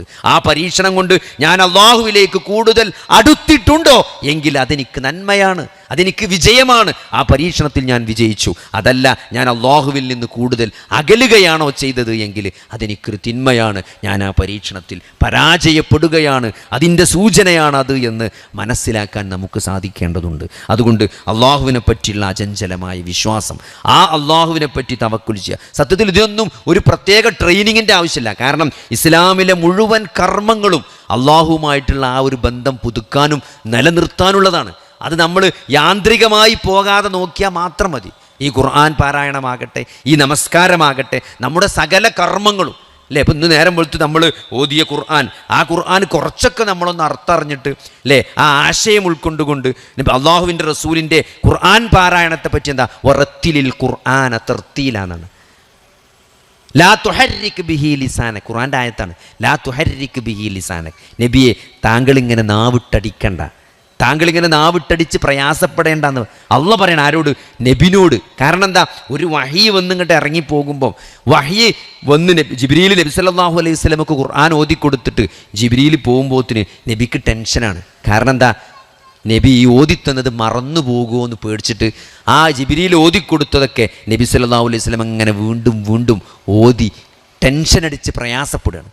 നബി ഇങ്ങനെ ഉറക്കനെ ഓതിയിട്ട് പ്രയാസപ്പെടുമ്പോഴും ആയത്തിറങ്ങി ലാ തുഹർരിക് ബിഹി ലിസാനക്, നബിയെ താങ്കൾ ഇങ്ങനെ നാവിട്ടടിച്ച് ഇടങ്ങേറായിട്ട് ഇത് കാണാപാഠം പഠിച്ചാൽ നോക്കണ്ട, ഞാൻ പഠിപ്പിച്ച് തരാം.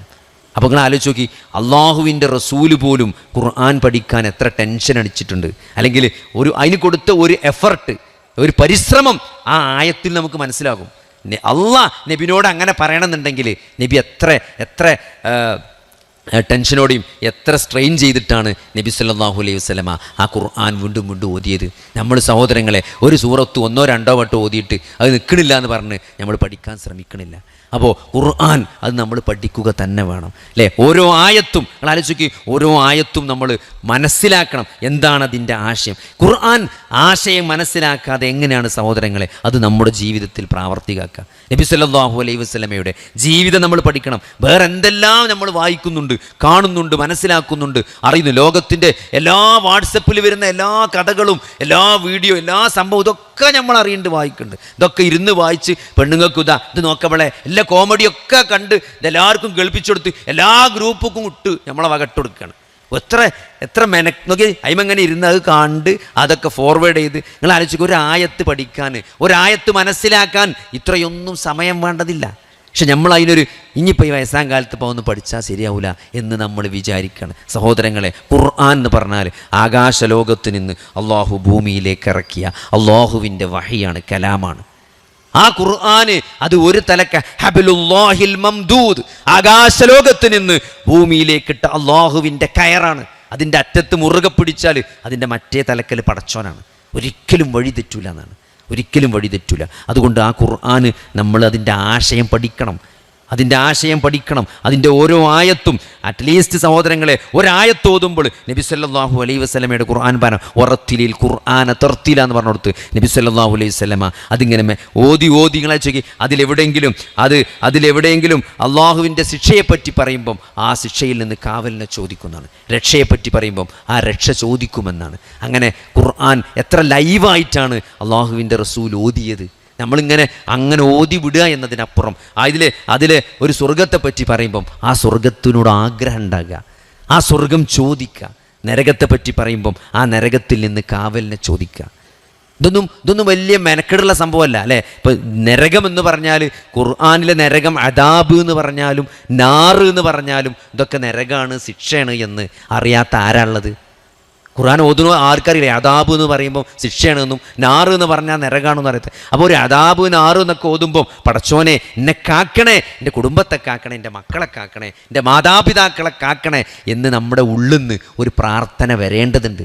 അങ്ങനെ ഓതുമ്പോഴാണ് നമുക്ക് ആ ഖുർആനായിട്ട് ബന്ധം ഉണ്ടാകുക, അല്ലേ? മുഅ്മിനൂൻ എന്നൊക്കെ ഓതുമ്പം പടച്ചോനെ ആ വിശ്വാസികളിൽ ഞങ്ങളെ നീ പെടുത്തണേ, എൻ്റെ കുടുംബത്തെ, മാതാപിതാക്കളെ, അല്ലേ, മക്കളെ ഇതൊക്കെ ഇതിൽ പെടുത്തണേ, മുഅ്മിനീങ്ങളിൽ പെടുത്തണേ എന്ന് മനസ്സിൻ്റെ ഉള്ളിൽ നിന്ന് തേട്ടം വരണം, അല്ലേ? ജന്നാത്തു അദ്നിൻ, തോട്ടങ്ങൾ, സ്വർഗത്തെപ്പറ്റി പറയുമ്പം ആ സ്വർഗത്തിൽ ഇടം തരണേ, സ്വർഗക്കാരിൽ ഞങ്ങളാക്കണേ, സ്വർഗപ്രവേശനം നേടിത്തരണേ എന്ന് നമ്മൾ പ്രാർത്ഥിക്കണം. ആ പ്രാർത്ഥനൻ്റെ ഒരു മനസ്സ് അത് ഓതുന്ന സമയത്ത് നമുക്ക് വരേണ്ടതുണ്ട്. അങ്ങനെ ആകുമ്പോഴാണ് നമുക്ക് ഖുർആനായിട്ട് മനസ്സുകൊണ്ടൊരു ബന്ധം ഉണ്ടാകുക.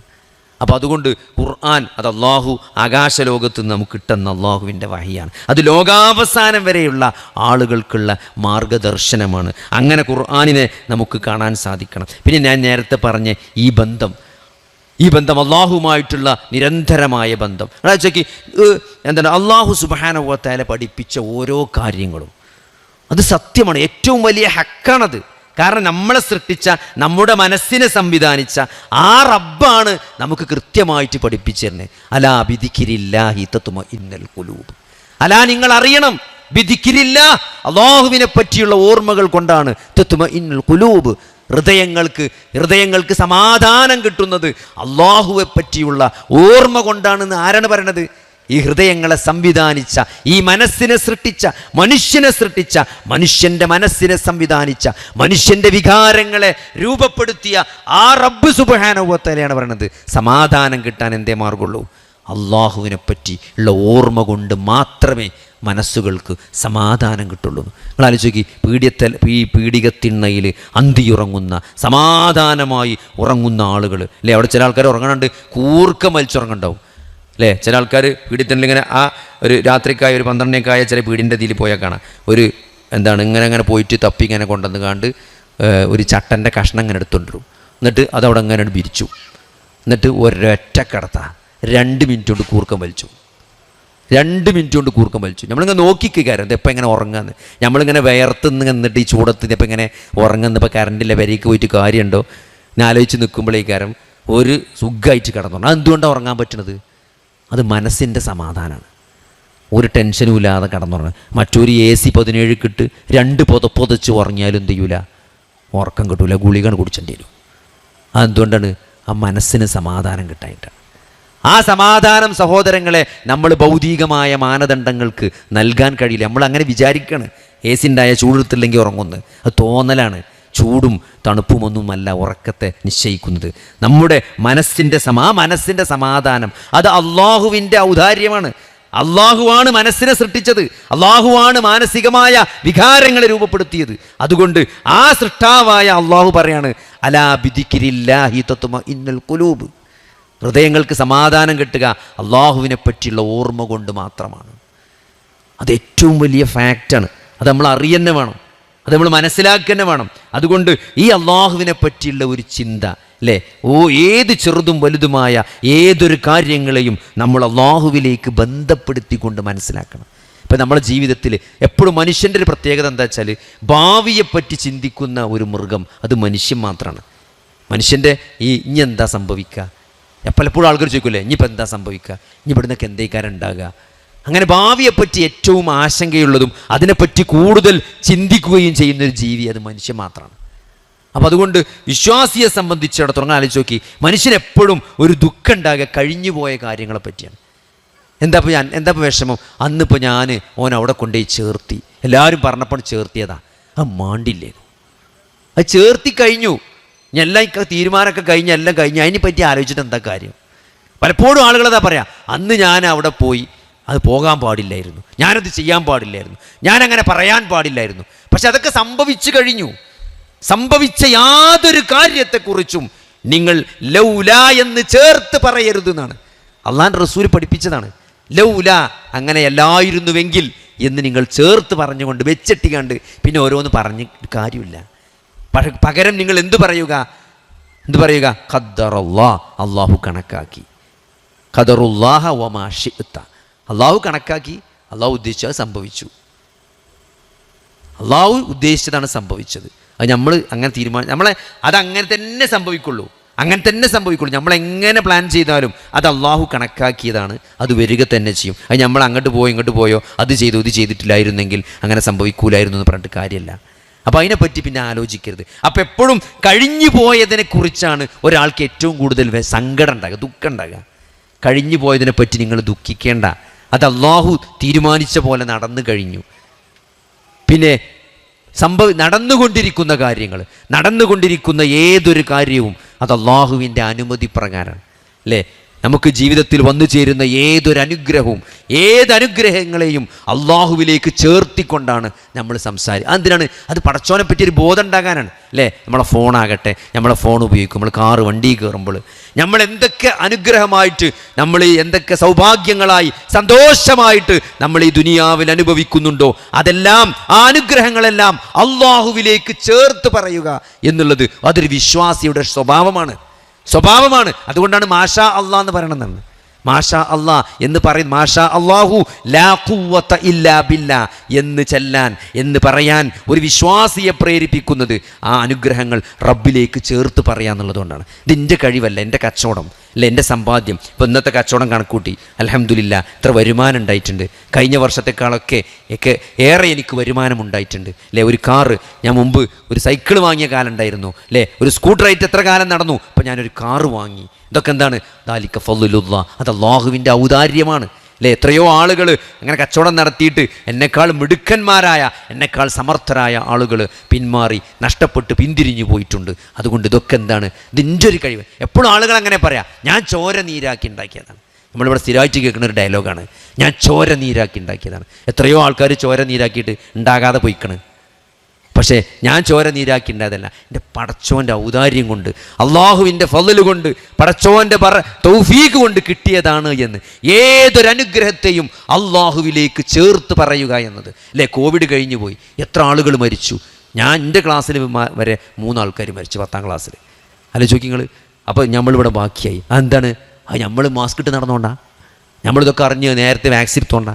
അല്ല, പടച്ചോൻ്റെ ഔദാര്യം കൊണ്ടാണ്, അള്ളാഹുവിൻ്റെ ഫള് കൊണ്ട്, അള്ളാഹുവിൻ്റെ ഒരു തൗഫീഖ് കൊണ്ട്, അള്ളാഹുവിൻ്റെ കാരുണ്യം കൊണ്ട് എന്നാണ് നമ്മൾ വിചാരിക്കേണ്ടത്. അപ്പോൾ ഏതൊരു അനുഗ്രഹത്തെയും അള്ളാഹുവിലേക്ക് ചേർത്ത് പറയാന്നുള്ളത്, അത് പറയന്നെ വേണം, പറയേണ്ടത് പറയന്നെ വേണം, അള്ളാഹുവിലേക്ക് ചേർത്ത് പറയാം. അതിനാണ് നമ്മൾ മാഷാ അള്ളാഹ് എന്ന് പറയണത്. അല്ലേ, അതിങ്ങനെ വെറുതെ സ്റ്റിക്കർ എഴുതി തൂക്കിടാനുള്ളതല്ല.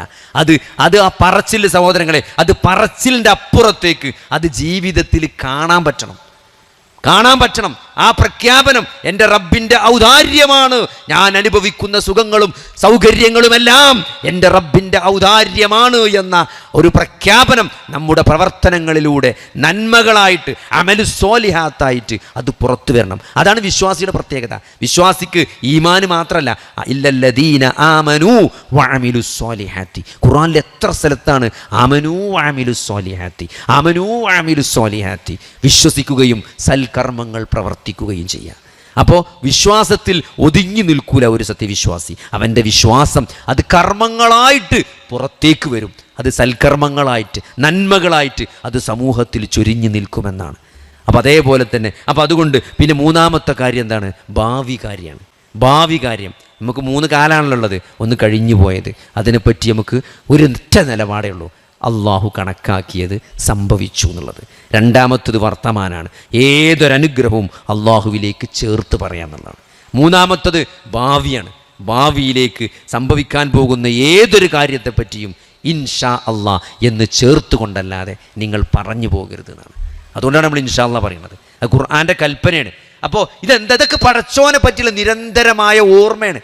നമ്മളിതൊക്കെ പറയുമ്പോൾ യാന്ത്രികമായി പോകരുത്. നമ്മളെ മനസ്സിൽ പടച്ചോൻ ഉണ്ടാകണം. അല്ലേ, നമ്മളെ പ്രാർത്ഥനകൾ, നമ്മളെ പ്രഭാത പ്രാർത്ഥനകൾ, അല്ലേ, ഏറ്റവും വലിയതെന്താണ്? അസൂയാണ്. ഇപ്പോൾ കഴിഞ്ഞ ദിവസം ഒരു സുഹൃത്ത് വിളിച്ച് ചോദിക്കുകയാണ്, ഭയങ്കരമായ അസൂയാലുക്കളാണ്. അതായത് ഇങ്ങനെ ഓരോരുത്തർ കള്ളക്കേസ് കൊടുക്കുക, ഓരോ പ്രയാസങ്ങൾ ഉണ്ടാക്കുക. നമ്മൾ അറിഞ്ഞിട്ട് പോലും അറിയാത്ത കാര്യങ്ങളെ വെച്ച് പോലും എന്ത് ചെയ്യുക, ആളുകൾ അസൂയാലുക്കൾ എന്ത് ചെയ്യുക, ബുദ്ധിമുട്ടിക്കുകയാണെന്ന് പറഞ്ഞപ്പം സഹോദരങ്ങൾ, ഇതൊരു സത്യമാണ്. അസൂയ എന്നുള്ളത് വലിയ ഹക്കാണ്. അതുകൊണ്ടാണ് രാവിലെയും വൈകുന്നേരവുമുള്ള പ്രാർത്ഥനകളിൽ ഖുൽ അഊദു ബിറബ്ബിൽ ഫലഖ് മിൻ ശർരി മാ ഖലഖ് വമിൻ ശർരി ഗാസിഖിൻ ഇദാ വഖബ് വമിൻ ശർരി നഫാസാതി ഫിൽ ഉഖദ് വമിൻ ശർരി ഹാസിദിൻ ഇദാ ഹസദ് എന്ന് പ്രാർത്ഥിക്കാൻ പഠിപ്പിച്ചത്. അത് ആർക്ക് മാത്രമേ നമ്മൾ രക്ഷിക്കാൻ കഴിയുള്ളൂ? നമുക്കിങ്ങനെ നോക്കി നടത്താൻ പറ്റുമോ? ആളുകൾ ആരൊക്കെ നമ്മൾ അസൂയാലുക്കൾ ആരൊക്കെ നമുക്കെതിരെ കേസ് കൊടുക്കണം, എന്തൊക്കെ ബുദ്ധിമുട്ടുണ്ടാക്കണം, അതൊക്കെ പടച്ചോന് മാത്രമേ കഴിയുള്ളൂ. അത് അള്ളാഹുവിൽ ഭരമേൽപ്പിക്കുക, അത് അള്ളാഹുവിനെ ഏൽപ്പിക്കുക. അള്ളാഹു എല്ലാം അസൂയാലുക്കളുടെ അസൂയകളെപ്പറ്റിയും അവരുടെ കുതന്ത്രങ്ങളെപ്പറ്റിയുമെല്ലാം ഏറ്റവും അറിവുള്ളവൻ അത് അള്ളാഹു മാത്രമാണ്. ആ അള്ളാഹുവിനെ ഏൽപ്പിച്ചു കഴിഞ്ഞാൽ പിന്നെ അതിൽ നമ്മൾ ഭയപ്പെടേണ്ട ഒരു ആവശ്യമില്ല. അതാണ് വിശ്വാസിയെ സംബന്ധിച്ചിടത്തോളം, അവന് യാതൊരു പേടി ഉണ്ടാവില്ല. അല്ലേ, നിങ്ങൾ ഭയപ്പെടണം. സൂറത്ത് ആൽ ഇമ്രാനിലെ ആയത്തിൽ കാണാം, നിങ്ങൾ ഭയപ്പെടണമെന്ന് അവർ വിശ്വാസികളോട് പറഞ്ഞപ്പോൾ എന്താണ്? പിശാജ് പറയാണ്, പിശാജ് അവരെ പ്രേരിപ്പിക്കുകയാണ്. പക്ഷേ അള്ളാഹുവിനെ മാത്രമേ ഞങ്ങൾ ഭയപ്പെടുള്ളൂ എന്നാണ്. അള്ളാഹു അല്ലാത്ത ഒരാളെയും സത്യവിശ്വാസി ഭയപ്പെടൂല എന്നാണ്. അപ്പം ആ ഒരു നിർഭയത്വം, കാരണം എന്താണ്? എന്നെ സംരക്ഷിക്കാൻ, എന്നെ എല്ലാ ബുദ്ധിമുട്ടുകളിൽ നിന്നും, അസൂയകളിൽ നിന്നും, ആളുകളുടെ ഉപദ്രവങ്ങളിൽ നിന്നും എന്നെ രക്ഷപ്പെടുത്താൻ കഴിവുള്ളവനാണ് എൻ്റെ റബ്ബ് എന്ന അചഞ്ചലമായ വിശ്വാസം. അത് ഞാനങ്ങനെ പ്രാർത്ഥിച്ചിട്ടുണ്ട്. ബിസ്മില്ലാഹില്ലദീ ലാ യദുറു മഅസ്മിഹി ശൈഉൻ ഫിൽ അർളി വലാ ഫിസ് സമാഇ വഹുവസ് സമീഉൽ അലീം എന്ന് രാവിലെയും വൈകുന്നേരവും 3 പ്രാവശ്യം ചൊല്ലാനാണ് അള്ളാഹുവിൻ്റെ റസൂൽ പഠിപ്പിച്ചത്.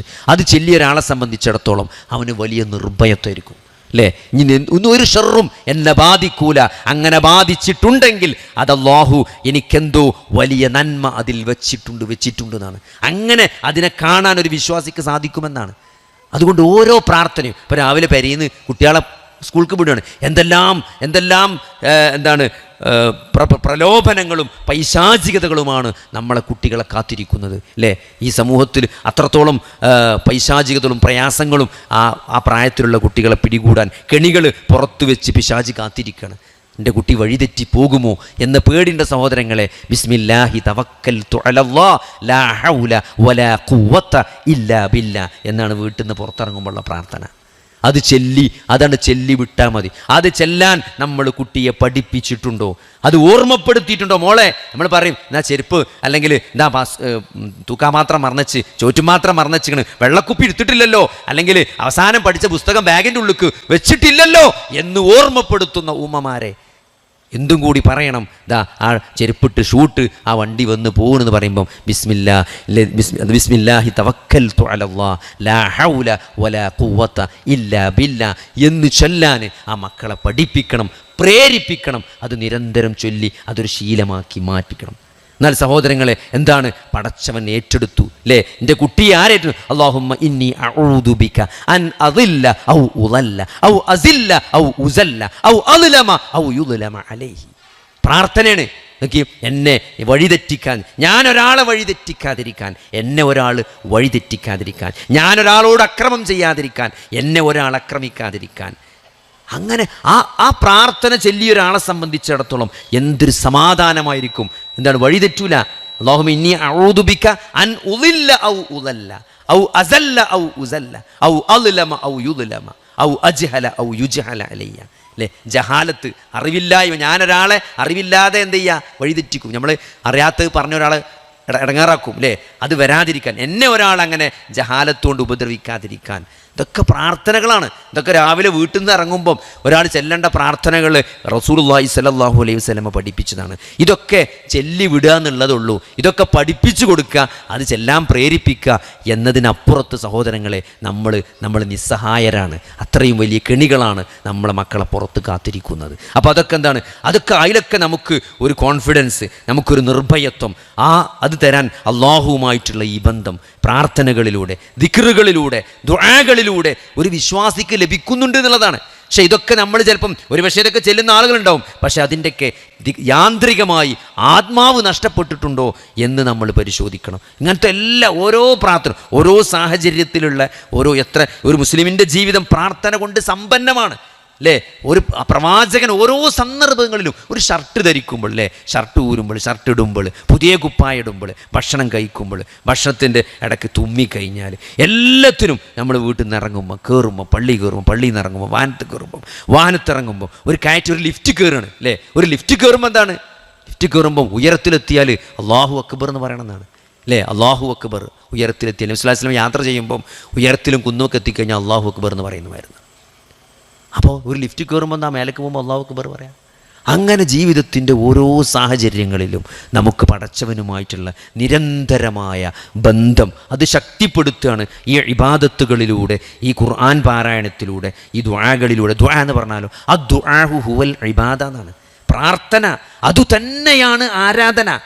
നമ്മൾ പ്രാർത്ഥിക്കുമ്പോൾ എന്താ അറിയോ? അത് ആരാധനയാണെന്ന് മനസ്സിലാക്കണം. അത് ഇബാദത്താണ്. അള്ളാഹുവിനോടാണ് പ്രാർത്ഥിക്കുന്നത്. അത് അള്ളാഹു അല്ലാത്തവരോടാണ് പ്രാർത്ഥിക്കുന്നതെങ്കിൽ അത് ശിർക്കാണ്, അത് നരകത്തിലെത്തുന്ന കാര്യമാണ്. അപ്പോൾ അത് അള്ളാഹുവിനോട് മാത്രമാകുമ്പോഴോ അത് തൗഹീദാണ്, അത് സ്വർഗത്തിലെത്തിക്കുന്ന കാര്യമാണ്. അപ്പോൾ കൊണ്ട് എല്ലാ ചെറിയ കാര്യങ്ങൾക്കും നമ്മൾ നിരന്തരമായി പടച്ചവനോട് പ്രാർത്ഥിക്കണം.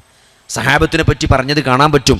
ചെരുപ്പിൻ്റെ വാറ് പൊട്ടിയാൽ പോലും അവർ അള്ളാഹുവോട് പ്രാർത്ഥിക്കുമായിരുന്നു എന്ന്. നമ്മൾ ആലോചിച്ച് നോക്കി. ഇപ്പോൾ ചെരുപ്പിൻ്റെ വാറ് എന്ന് പറഞ്ഞാൽ ചിലപ്പം തന്നെ കുട്ടിയൊക്കെ അറിയുണ്ടാവില്ല. നമ്മളൊക്കെ ചെറുപ്പത്തിൽ പണ്ട് VKസിൻ്റെ ഒക്കെ ചെരുപ്പുണ്ട്. അതിൻ്റെ വാറ് ചിലപ്പോൾ ഒരു 10 അടി നടന്നാണ് പുറത്തേക്ക് വരും. ആ ഉന്തി ഉള്ളിക്കാക്കും, പിന്നെ ഒരു 10 അടി നടക്കും, പിന്നെയും പുറത്തേക്ക് വരും. അപ്പോൾ അത് അതിൻ്റെ ഉള്ളിക്കാക്കുക എന്ന് പറഞ്ഞാൽ നമുക്കൊരു പ്രശ്നമേ അല്ല. ഒരു വാറ് പോന്നാൽ അതിന് പോലും അള്ളാഹുവിനോട് പ്രാർത്ഥിക്കുന്നു പറഞ്ഞാൽ എന്താണ്? അത്രയും അവർ അള്ളാഹുവുമായി കണക്റ്റഡ് ആണെന്നാണ്.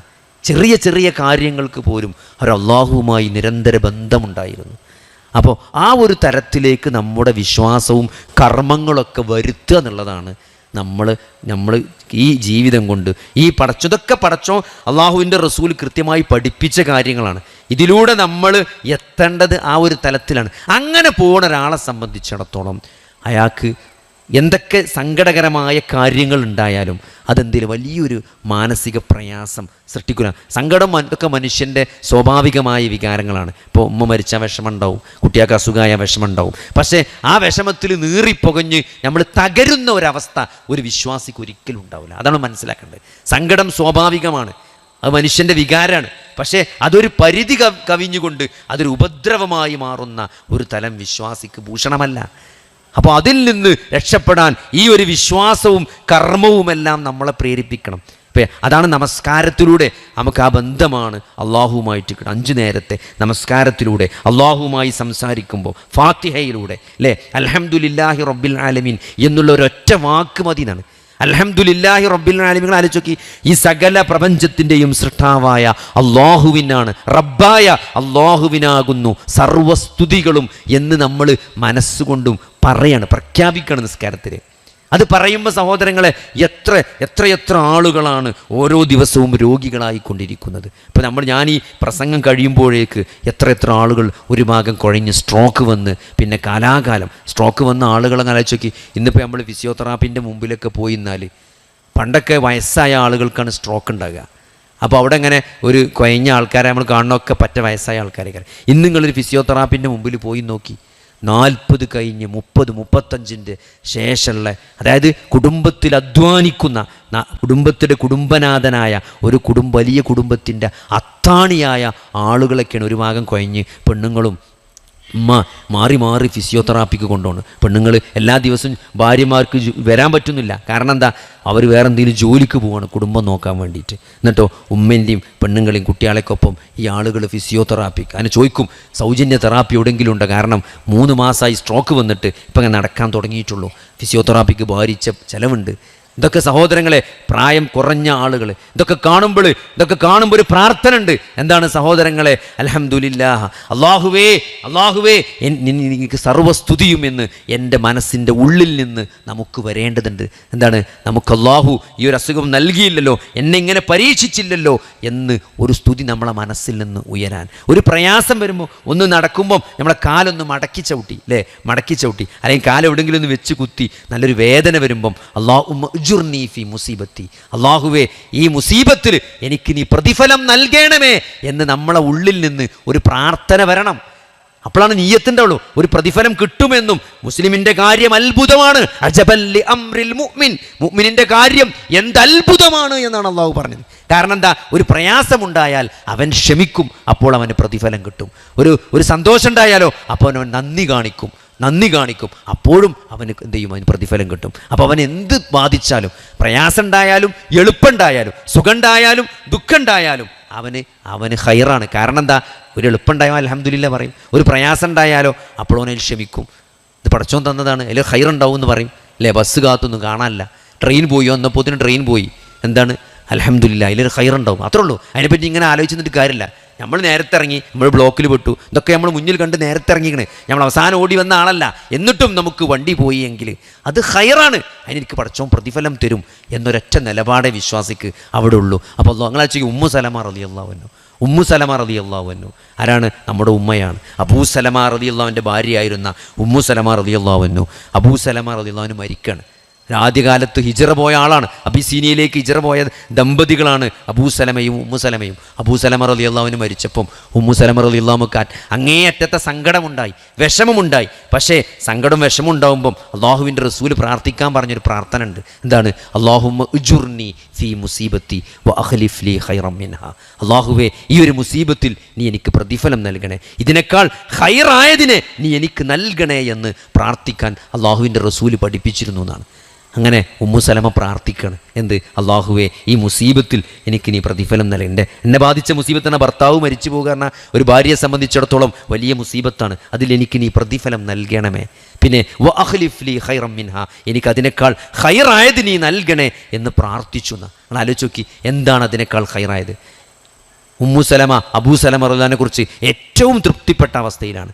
അതിനേക്കാൾ ഖൈറായതിനെയാണ് അവർ പ്രാർത്ഥിച്ചിരുന്നത്. അതെന്താ കിട്ടിയത്? അള്ളാഹുവിൻ്റെ റസൂൽ സല്ലല്ലാഹു അലൈഹി വസല്ലമയാണ് പിന്നീട് ആരെ കല്യാണം കഴിക്കണത്? ഉമ്മു സലമനെ കല്യാണം കഴിക്കണത്.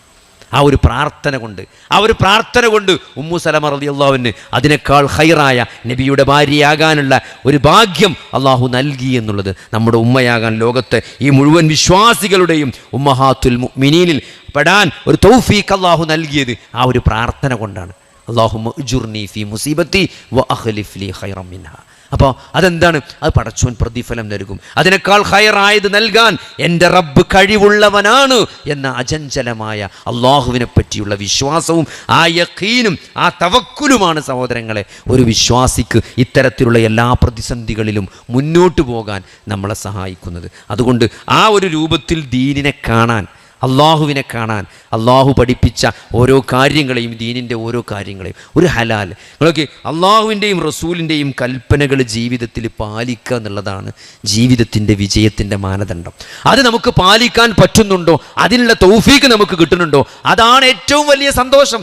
ഇന്ന് മഗ്രിബ് ജമാഅത്തായി നമസ്കരിക്കാൻ സാധിച്ചു എന്നത്, ഇന്ന് സുബൈക്ക് നമ്മൾ സുബൈൻ്റെ മുമ്പേ എണീറ്റു തഹജ്ജുദ് നമസ്കരിച്ചു എന്നത്, അല്ലേ, അതാണ് നമ്മുടെ ജീവിതത്തിലെ സന്തോഷം. ഒരു കാര്യം ചെയ്യുമ്പോൾ ഞാൻ ഹറാം ചെയ്തിട്ടില്ല, ഞാൻ ബാങ്കിൽ നിന്ന് ലോൺ എടുത്തിട്ടില്ല, ഞാൻ പലിശയുമായി ബന്ധപ്പെട്ടിട്ടില്ല എന്നത്, അതാണ് വലിയ സന്തോഷം, അല്ലേ. ഞാൻ ഒരു ഹറാം ചെയ്തിട്ടുണ്ടെങ്കിൽ, ഞാൻ ഇന്നൊരു തെറ്റ് ചെയ്തിട്ടുണ്ടെങ്കിൽ അതായിരിക്കണം നമ്മളെ ഏറ്റവും വേട്ടയാടേണ്ടത്, നമ്മളെ ഏറ്റവും പ്രയാസപ്പെടുത്തേണ്ടത്, നമ്മളെ ഏറ്റവും വലിയ ദുഃഖമായി കാണേണ്ടത് അതാണ്. എൻ്റെ അസർ ജമാഅത്ത് നിന്ന് നഷ്ടപ്പെട്ടല്ലോ എന്നത്, അതായിരിക്കണം നമുക്കിന്ന് ഒരു ബിസിനസ്സിൽ 10 ലക്ഷം നഷ്ടപ്പെട്ടു എന്നതിനേക്കാൾ വലിയ സങ്കടവും വലിയ ദുഃഖവും എന്തായിരിക്കണം? ഇന്നേക്ക് വൈകുന്നേരം പ്രാർത്ഥന ചെല്ലാൻ നേരം കിട്ടിയില്ലല്ലോ, ഇന്നത്തെ വൈകുന്നേരത്തെ ഞാൻ സാധാരണ ചെല്ലണ വൈകുന്നേരത്തെ ദിക്ർ ദുആ ചെല്ലാൻ ഇന്ന് എനിക്ക് സമയം കിട്ടിയില്ലല്ലോ എന്നതായിരിക്കണം ഇന്നെനിക്ക് കച്ചവടത്തിൽ കുറച്ച് നഷ്ടമുണ്ടായി എന്നതിനേക്കാൾ വലിയ നഷ്ടമായിട്ട് ഒരു വിശ്വാസി കാണേണ്ടത്. അതെന്നാണോ നമുക്ക് സാധിക്കുന്നത്, അവിടെയാണ് നമ്മുടെ കാഴ്ചപ്പാട് ശരിയാണത്.